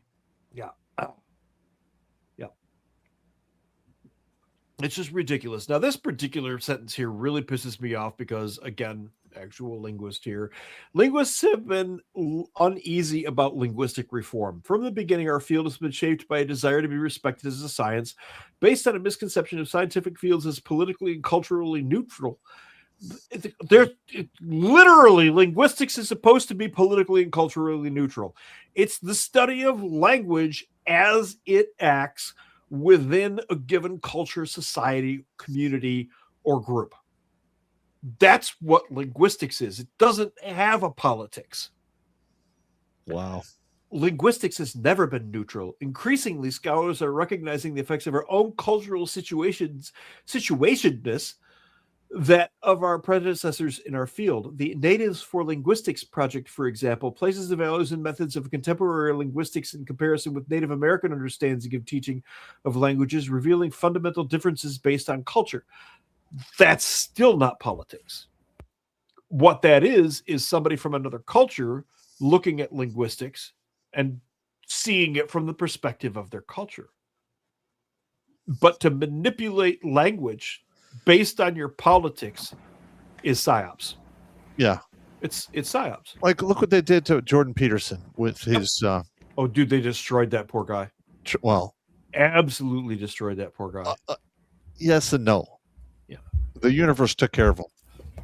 But yeah, they came after him professionally because he refused to like allow them to dictate what he could say and could not say. Yes. And I don't blame him. I wouldn't play. Look, I have dyslexia. If you think I'm going to remember your fucking pronouns, you're out of your mind. If you're like a dude that wants to be a chick or whatever, the best I could do is call you dudette. Yeah. That's it. That's all you're getting out of me. I mean, it's not happening. I simply don't care. I don't have time for your fucking games. Life's hard enough as it is. You know what? I'm going to be honest here, okay? I grew up in Detroit's club culture. I was going to nightclubs by 1986 with Rich Doran. Yep. Doran and I used to go to Todd's. And we would hang out, and then well into the early 90s, I was still going to nightclubs. The gays today are the most pathetic, useless, sad, worthless pieces of shit I have ever seen in my life. The club gay guys back in the day all knew where the best DJs were and threw really great house parties. Yeah. And they didn't try to grope you. And they left you alone. They didn't try to grope you. There was none of that. It didn't exist. If you weren't gay, they weren't interested. Yeah. Point blank. They left everybody left everybody alone. This new breed of whatever the fuck it is, they fucking want to touch kids. I'll kill you. Yeah. I will rip you limb from limb. Yep. There's also that one story of the well, fortunately the baby lived because the mother or the surrogate mother took away the child. The two gay dudes wanted to have the baby aborted because it had a cleft lip. Yep. I read that article. Yeah, I'm sorry, but that right there, that's my tolerance level. Gays should not be allowed to adopt. Or all of this is coming out of the universities. All of this. Every bit of this is coming out of our universities. That's where it originates. It gets better. The language of fear and control. Throughout history, fear-based language has been a powerful tool for those seeking to control marginalized communities. Consider the war on drugs of the 1980s and 90s, which framed entire communities as dangerous to justify harsh policies and mass incarceration. You mean the massive drive-bys and drug gang wars that took place in LA in the 80s? And Detroit. And Detroit and Chicago? It's still going on in Chicago. Is that the oppression of minorities that you're talking about? Because I remember a very different thing. Similarly, anti-trans rhetoric today casts trans people as a threat to children, families, and the very fabric of society, only because they get convicted of pedophilia all the time. Other than that, how many real attacks have you seen? This is a blanket shame and guilt thing. They're doing to get at a. You need to just accept us and do what we tell you. Otherwise, you're just hurting everyone else. Go fuck yourself. Nope. Yes. Sorry, I'm done. I'm done. I forget the name of the logical fallacy, but this is a logical fallacy in which you point to an actual horrible event. And then you say, and me too. This is the trans equivalent of me too, is what this is. Yep. Historically, marginalized groups have been framed as direct threats to societal stability. During the early days of the gay rights movement, activists faced claims of promoting a homosexual agenda. That's exactly what they were doing. That would corrupt traditional family values. That was exactly their purpose. They stated. Today, we see a similar narrative in claims about a trans agenda or gender ideology, despite overwhelming evidence that trans people simply want to live authentic, fulfilling lives without infringing on each other's rights. Bullshit. That is such bullshit right there. The minute you demand we have to follow your pronouns, you are fucking stepping on everyone else's rights. The minute you demand we have to bake the cake, let's start there. Yeah. Yeah. Oh, yeah. Yeah. Yeah, I mean, come on. It's just absolutely. Am I the only one who's sick of this? No. Let us know in the chat. I mean, come on. Yeah. This isn't crazy. Yeah, there's a whole pile of articles. The links list is way too many for us to go through all of these tonight. And listen, know the world is fucked when you have an old infantry grunt going, all right, we're out of control here. Yeah. This is crazy. What's going on? You're fucked when that happens. Yeah. I'm that guy going, wow. Wow, this is crazy. Yeah. Man. Yeah. Absolutely true. And then, of course, all of that invariably leads to this. How pedophiles speak to children online. Yep. I will not pull any punches here. I will not pretend to apologize for this. If you are one of these individuals, these maps, and I get my hands on you, it will not be pleasant. It will not be brief. You will regret it. And we will have to set up a give, send, go. The internet has transformed our lives. As of July of 2016, around 40% of the world's population was online.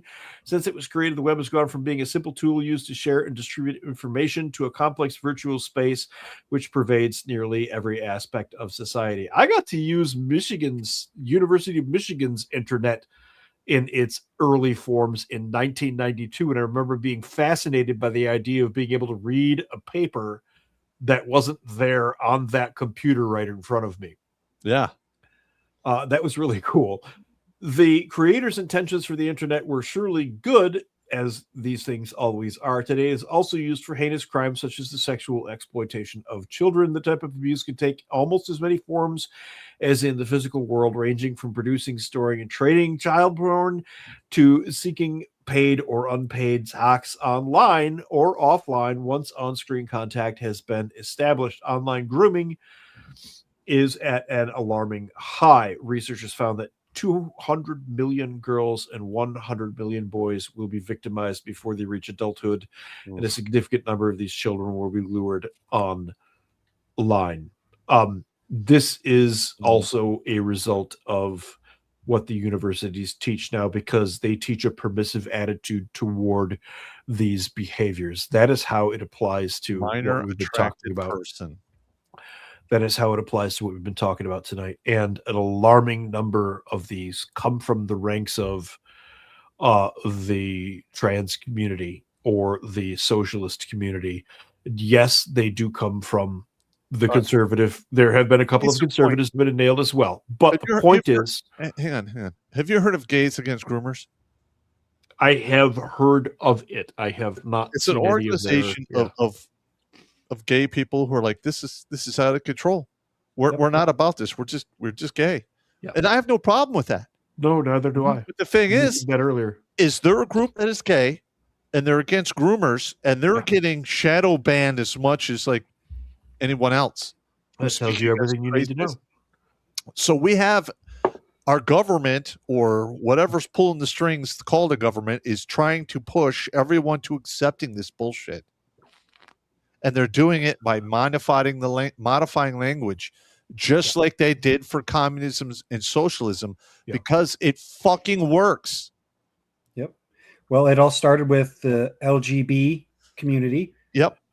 And there's a whole bunch of them that hate all of the extra letters. Yep. And then all of that stuff was voted in by the cult of the cunt. Yes. Because of feelings and compassion. Yes. They make a compelling argument to repeal the 19th Amendment. Yeah. I'm not going to say you're wrong, man. I'm not going to say you're wrong. Yep. But yeah, what do you guys think in the everybody listening out there? The plus and the LGBTQ, QRS, TUW, whatever the fuck. That's what the plus stands for the... That plus, as far as I'm concerned, is not a plus at all, but a crosshair. All it needs is a reticle. Yep. All right, come on now. Let's move on. Let's not get all nasty. I didn't get nasty at all. I know. I'm I just hear saying my opinion is. However, we have come to the end of our rope this evening. I hope you have gathered what we have. This was put an down ugly in front of topic. you. I'm going to be honest. It This is is. an ugly topic. You got to see two senior NCOs fucking battle it out a little bit. Yeah. But the thing is this is actually happening. All of our top universities have socialist and communist party chapters. Yeah. I mean, this is fucking crazy. And it's multiple. It's not just one. And Ridiculous.com has been on the front line of this shit. Yeah. Yes, we do comedy and comedy lectures to fight male suicide. But we also cover a lot of political stuff. And I've been calling out the propaganda and all of the crazy rat shit stuff since 2020 when we started the podcasting. Yeah. And you want to know how this ends? You guys have to get involved. You're literally going to have to get involved. Local. And most guys are like, man, I don't want to do that. Telling you, it starts local. Yeah, you got to get involved. You should go to your local school board, run for office, get in there and change shit from at the grassroots level. Yeah. If I had time, I would do it. And I would be an absolute pain in the fucking ass. All right. Sorry. Okay. We are there, Jimmy. Do that thing. Oh, don't tell what you gotta say. Whatever it is, it's probably lame. If you want some advice and need some help, oh, how about you go F yourself? Go yourself, oh, F yourself. Yeah. Alrighty.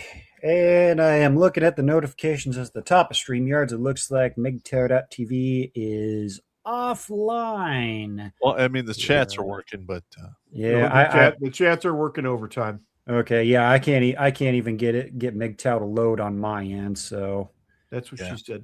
Bummer. Sorry, guys. Hold on, fuck it someday.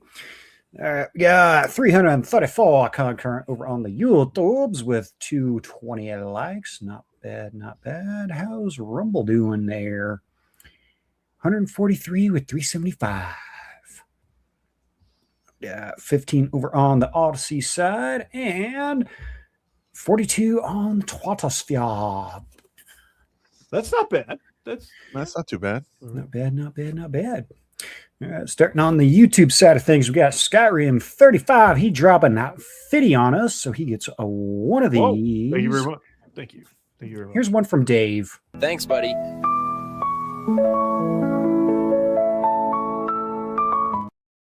That's way too peaceful. It's way too peaceful. Yeah. That downward facing dirt bag. Love you, Dave. No homo. He's not a dirtbag. He's a Marine. He's a good guy. There's a difference. I know. That's still a dirt bag, but it's a Marine dirt bag, so it's a good dirt bag. He's fine. I think. And Skyrim says, started restoring an old Jeep Cherokee XJ, only 60,000 original miles on it.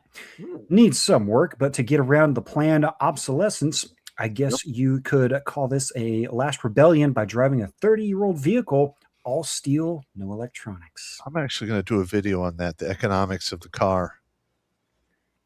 30-year-old vehicles used to be the norm when Pop and I were kids.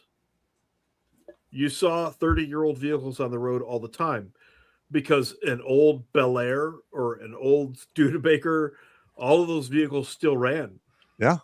And you didn't need a computer to plug into it to figure out what the fuck's wrong with it. You knew what was wrong with a set with of socket wrenches. Yeah. You can fix the whole damn thing. Timing, you had to have a timing light. Well, yeah, but still. That's as complicated as it got. No, I'm actually going to be doing a video on that where I'm going to show the price of a new car and then show what it's worth after about 5 years, and your money just goes up in smoke.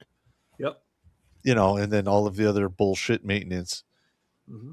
And if you just get an older car and pour a certain amount of money into it, you're not going to lose any more value. Nope. So fuck it, All right, keep going. Mario Trujillo dropping 5 on us says, don't forget the BCS. Write this one down, Pop. The blue collar simps. Oh. You know the guy that says "happy wife, happy life," or "I don't care, I just want a grill." Fuck them too. I do just want a grill, and I don't care about you, but it is not the same thing. That's in the book, man. Blue collar simps. I'll make you famous, man. Yep. Sean St. George, he's got a couple in a row here. First one for $4.99 says communism and socialism incompatible to a representative republic society based on individualism. Yes. Correct. Because if you are not a part of the party, aka the communist or socialist, you are the outcast. And guess what? We're the outcasts. Yep. I don't care what you think about me or anything like that. Leave me alone. And let's see. The second one here says, "Do you think Nicaragua will be a target for the next yoinkening?" I am Cornolio. I don't know. Pee for my bunghole. Yeah.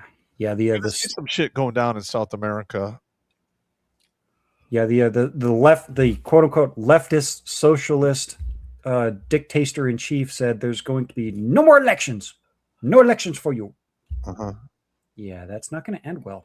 Nope. And Mario coming back again says another problem in the mainstream has spent the last 2 decades silencing anyone who has tried to de-escalate the crazies. Now we near a breaking point. Yeah, listen, you cannot negotiate with people who want nothing but to see you dead. It's a true story. Yeah, I mean, you're dealing with the forces of darkness. You can't negotiate with the forces of darkness. Yes. All the forces of darkness will do is wait until they're in power again and try their shenanigans. Yes. You need to cut them off at the knees. Yep. Moving over to the Rumble side of things. Well, Pop, you're not going to be a fan of these first two because Alucard's dropping 2, and we're just going to rip the Band-Aid off.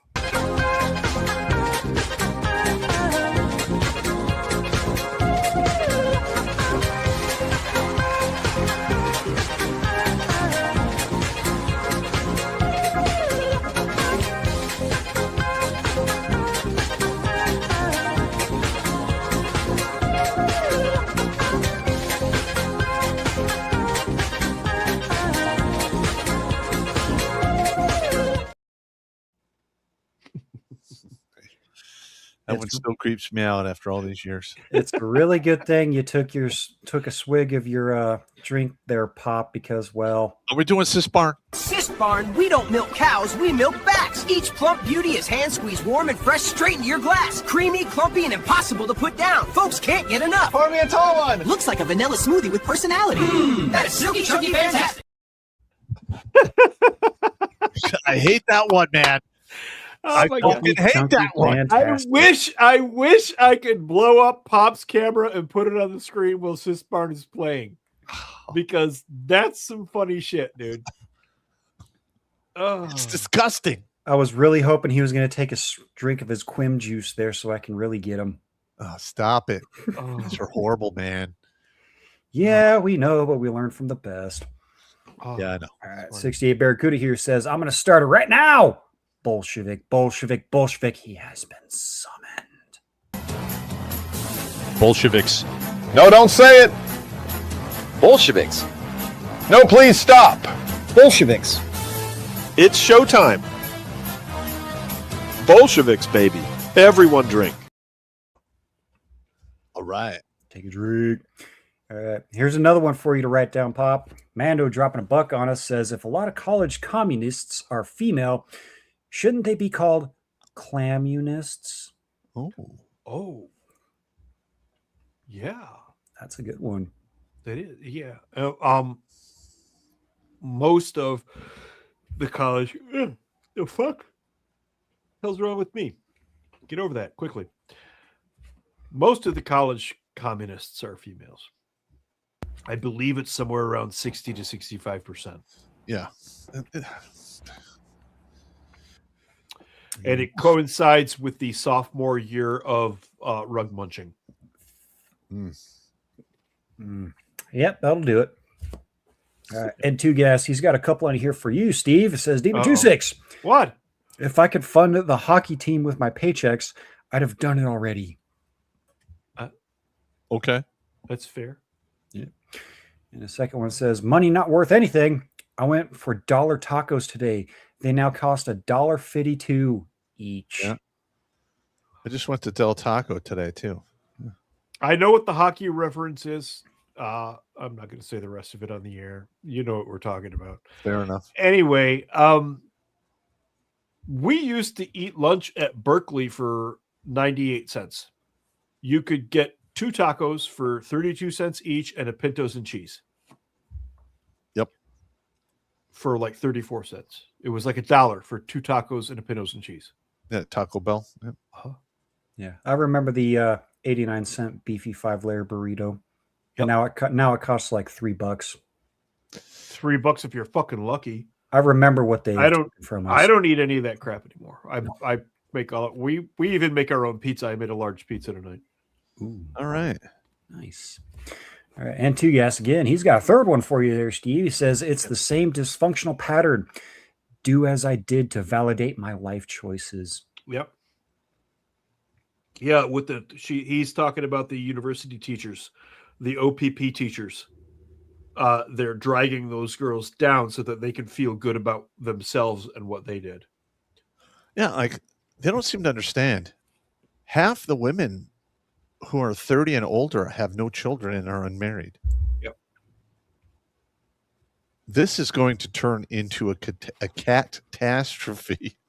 Yes. Yeah. Yep. It is going to turn into a catastrophe. You're completely correct. I'm such an asshole. We're definitely getting a walkthrough. What you and I both know is we are definitely at least getting a walkthrough. For sure. My grandfather's could be like, I told you. Didn't I tell you? Did I tell you? Yeah. See you when you get back. Mine too.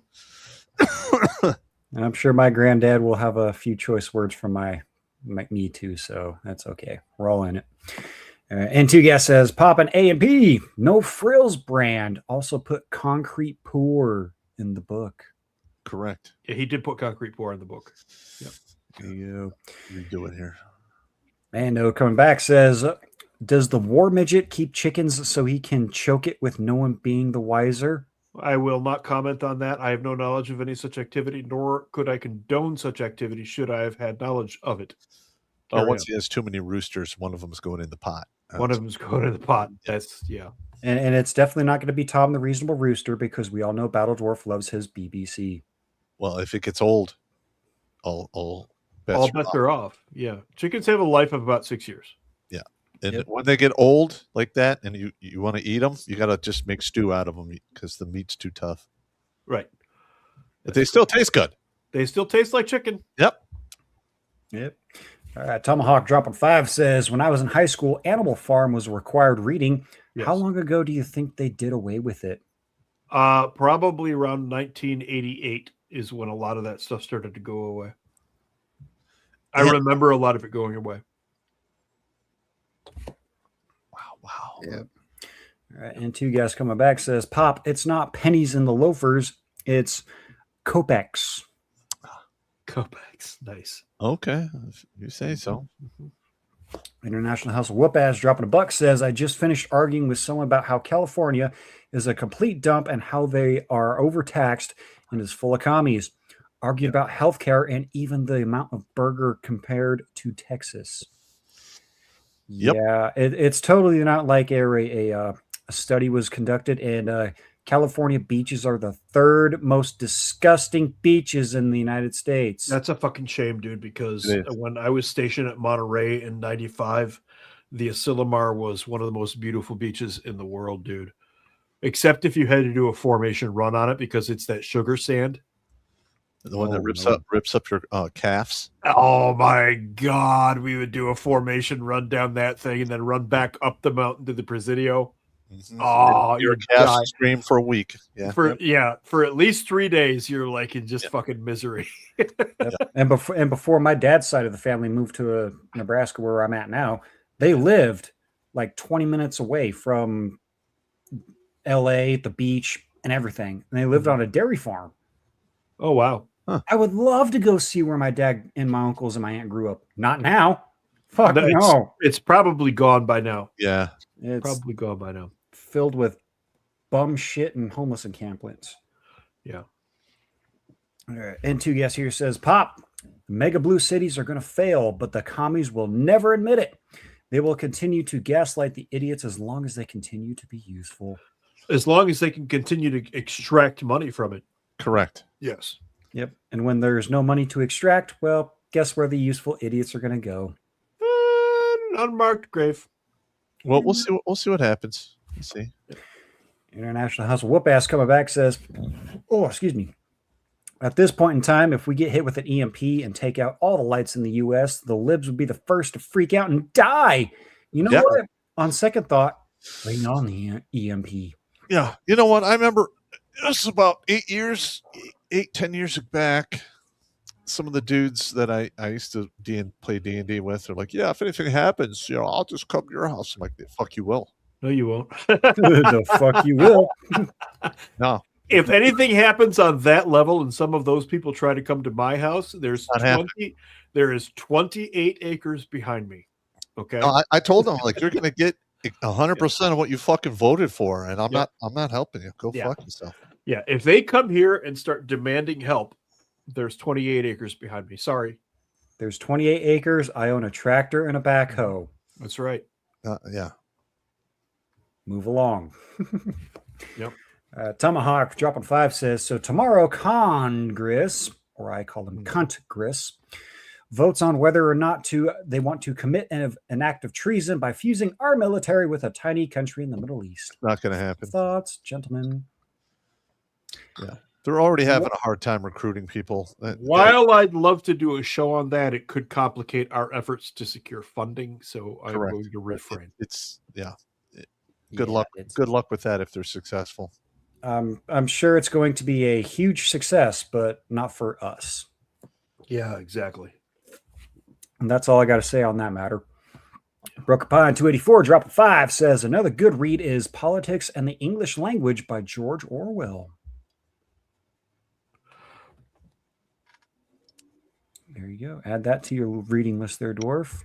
I am. Mando coming back says, a true-tastic called me cis, and I tell them to stop being heterophobic.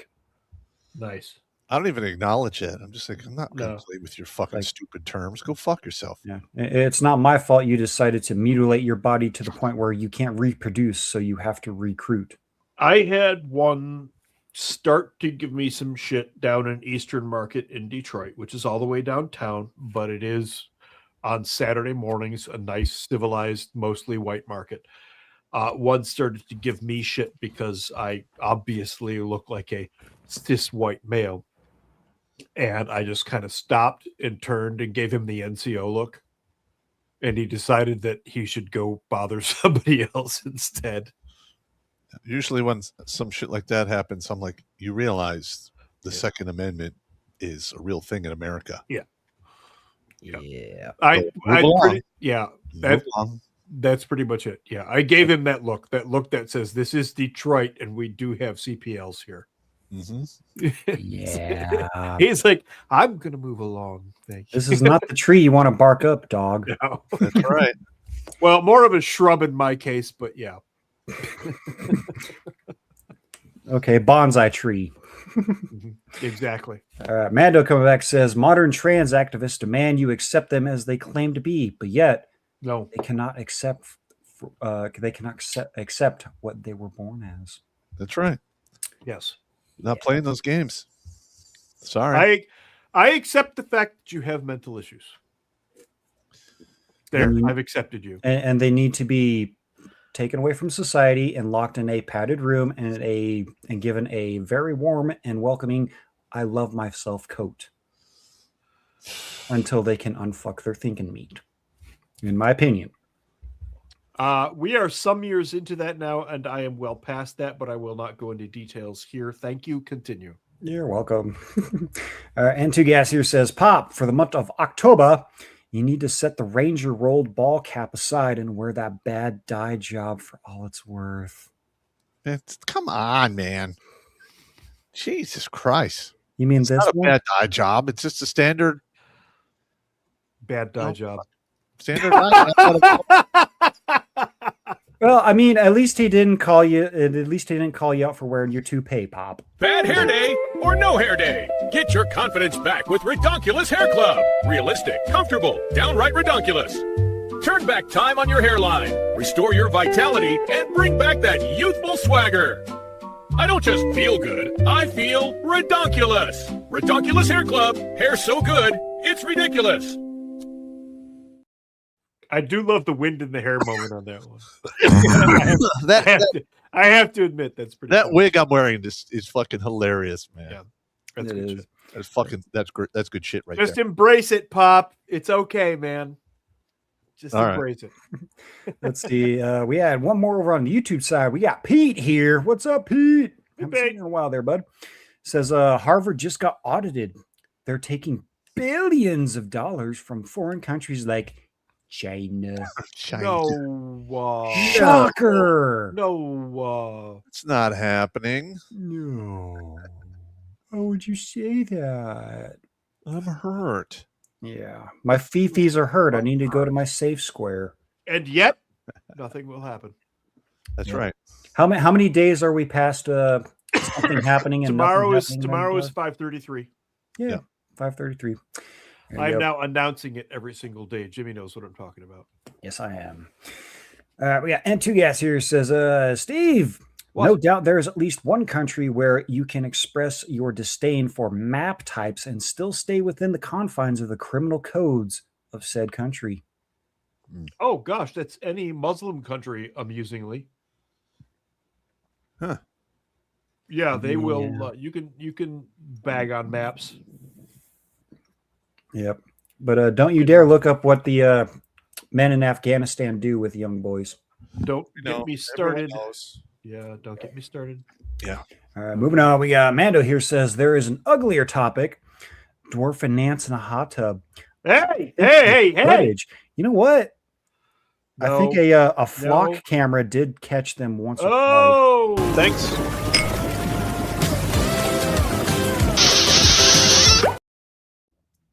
Yeah, I don't. It's just I don't like. disgusting, man. No, I don't like you very much Yeah. right now. I just. Do you I ever just- like us? No, I don't like people in general. Uh-huh. There's like a small, tiny group of people that I tolerate, and then my dogs and my chickens and my wife. That's it. All right, Yep. move along. Keep going. Move along. All right, we got Moisture Patrol. He's dropping $50. Says thanks for all the research there, dwarf. Well, you know what? The Kampfschweg thanks you. Thank you. very Thanks for your support. There was actually a lot more. I'd love to go into almost lecture style detail on some of these shows, but that's not what we're here for. Dry, boring lectures. I no longer have a corduroy leisure jacket Yeah, to you're wear. not getting paid a salary either. So I'm not getting paid a salary, and I don't have a big chalkboard behind me. I wish I did. I'd like a university-sized chalkboard that's like 30 feet long and 8 feet high. speaking of chalkboards, I remember our algebra teacher, Mr. Parnez. Oh yeah, I I remember Mr. Parnez. I used to write hate messages on his chalkboard when he Did was you? out of the classroom. Yeah. That's outstanding. Yep. Nowadays, the kids just draw cats, but when the teacher goes to erase it, they use permanent marker to have a penis on it. No, I used to like argue with him on the back of tests, and he'd actually answer back and shit. He was a good. Looking back, he was a good fucking teacher. Yep. Nice. Tomahawk dropping 5 says, Dwarf, I'll never forget my parents' 68 four-door Ford Fairlane. Nice. Nice. Oh, yeah. Nice. Jimmy, I happened to look over and notice the tweet that you said need to add this to the fucked up but funny list for Thursday. That goes in the military blunders. What you're looking at there is called a log cabin, where we would do push-ups with your legs stacked on the guy behind you in a square. Remember that? I hated that. Oh my god. Oh, log cabins. No. I hated that, man. That was fucking awful. But Anyway, I mean, I don't think that guy, that particular private was complaining that day. We will show that on the next military mayhem moment on a Thursday for sure. All right, next one. Carry on. We got Longshot Triple O dropping 5 says, it used to be kill a commie for mommy. Now mommy is the commie. We're in mommy, deep shit. mommy and grandmommy are the commies. Yeah. Put your waders on, boys, because the shit's getting deep. Yeah. No kidding. All right. Professor Blake coming back says, hey, Pop, question. Do you think these stupid communists would start a civil war or revolution? Play Singing Blake. Yes. They'll try it. They will. Yeah, they will. They absolutely will. Yeah. Look at me, I wanna be the captain of the sea. About time. The poop that came from me, I'd rather steer us to debauchery. Careful what you ask for, video guy. Careful what you ask for.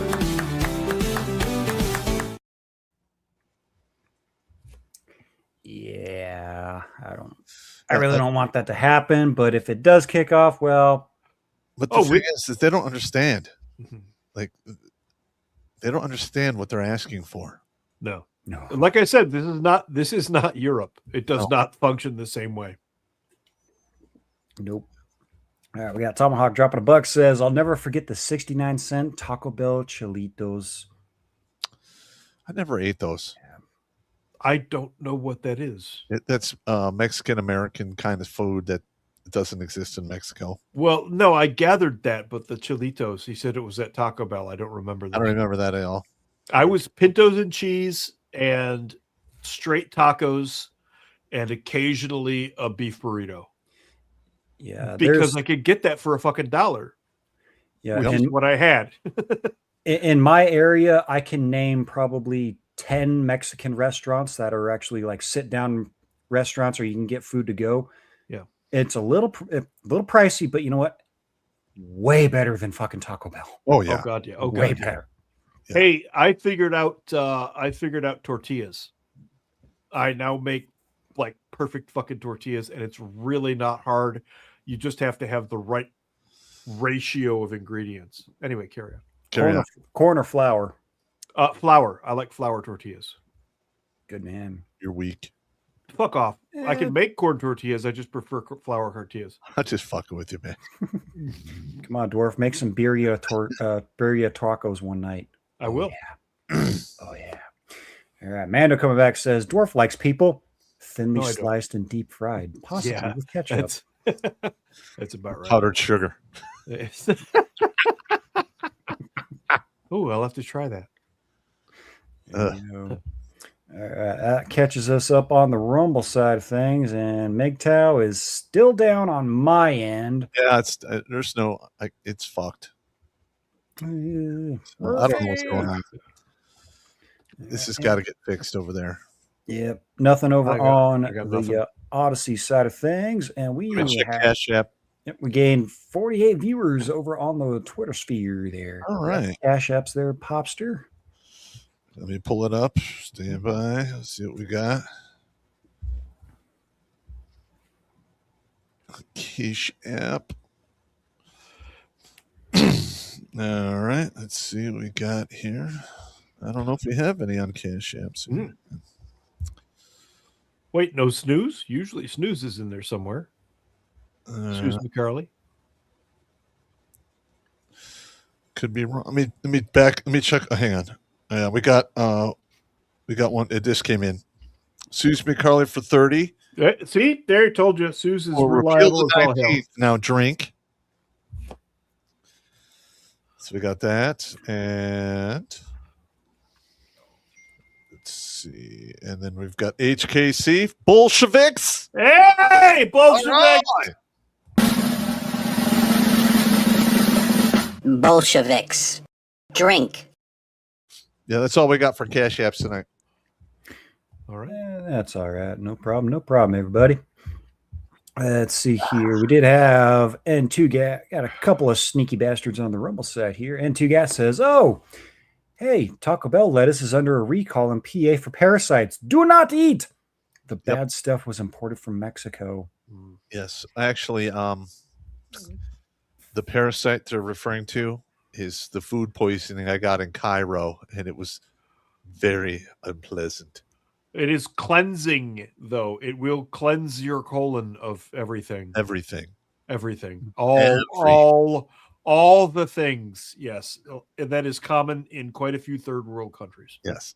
It cleanses you of everything. Everything. Everything. Your ass will become a water cannon. Mm-hmm. Yep. We got Tomahawk coming back, says Chilitos were chili cheese burritos. 3 cholitos and a 40 was a Friday night in high school. That's fair. Okay. Yeah. Yeah. Yep. I get it. Yes, there you go. Mando says, Pop, we are all standing by to stand by for a standby mission after our standby call. Yep. Well, we'll see what happens. So stand by. Standing by. I can't tell you how many times I heard that in the Army. Yeah, I'll just stand by. Yeah, stand by. Okay. Yeah, okay. Hey, we doing anything? Stand by. Okay.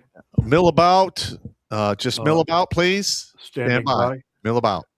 Standing by. There you go. Professor Blake coming back says, Hey, Dwart, your nickname is Dwarfabetus. I know that. It's been Dwarfabetus for a long time. Long time. That's like not news. Give me some news. Next.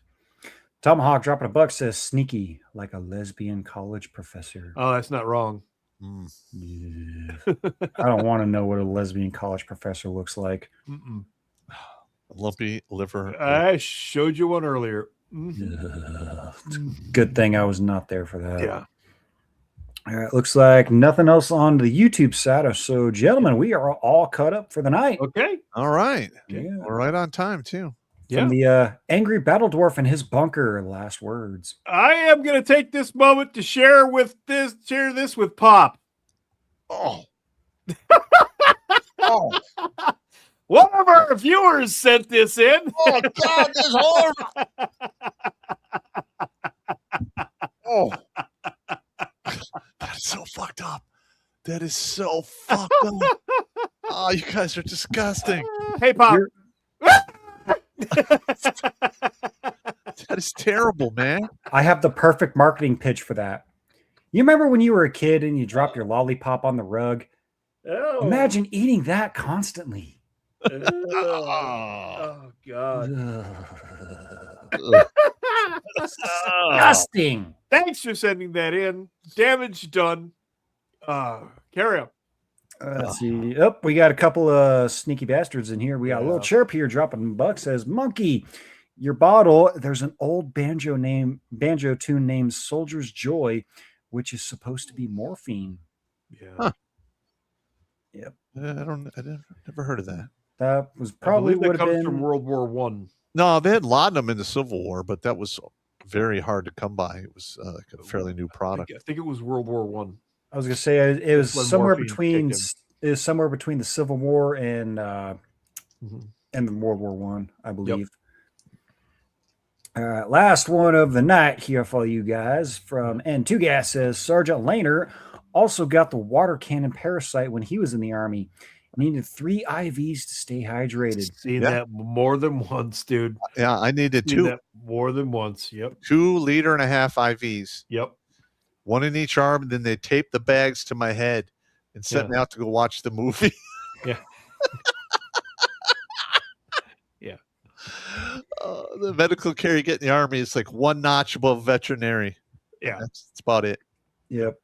Alrighty, Popster, you know what time it is. All right, everybody. Don't drink and drive. Don't drink and swim. It's not going to work out for you. If you absolutely must fornicate or a condom, take it with you or flush it down the toilet. And once it go all the way down. Why? Because women are sneaky bitches and child support does last 18 to 21 years, depending upon the state you are in. Rack up, pack up, and stack up. There's safety in numbers. And in today's day and age, you need to roll deep. Maintain your situational awareness, because if you're going to be attacked, something in the environment will have changed, and it's up to you to see it. And last but not least, I'm sick and tired of throwing you dudes into the dirt because you're taking a permanent solution to a temporary problem. You need to play the long game. You have no idea what tomorrow holds for you, and it could literally change on a dime. So you need to stay in the fight. And if everything else fails, live at a motherfucking spite. And remember, Uncle Pop is here cheering for you for all of your victories, even the ones you can never tell anyone about. Boom, beer me. There you go. And of course, as always, ladies and germs, get your asses over to the merch store because things are going to be kicking off here soon. Maybe, allegedly. I have a gut feeling. I trust my gut. And well, I'm just saying, if I see someone wearing a suck a dick patch, less likely to perforate you. Yep. Yeah, and all that good stuff. I mean, all of the good stuff is there. I mean, hell, you need a sticker, mouse pad, maybe a hat, long sleeve shirt. If you're that kind of a sadistic asshole when it's summertime and it's 105 out, this one's for you. And all of that good stuff. Oh, I clicked the wrong button. Wrong button. Wrong button. My bad. Son of a bitch. But in that case, ladies and germs, that's us for tonight. We'll see you on Thursday where the Captain will probably be here. That is correct. It's his time up. All right. And always remember, everybody, take your chances when you eat the taco because your ass may become a water cannon or you might get throat cancer. Oh, you're talking about actual tacos. Never mind. Carry on. Take it easy, everybody. We'll see you on Thursday. Take it easy.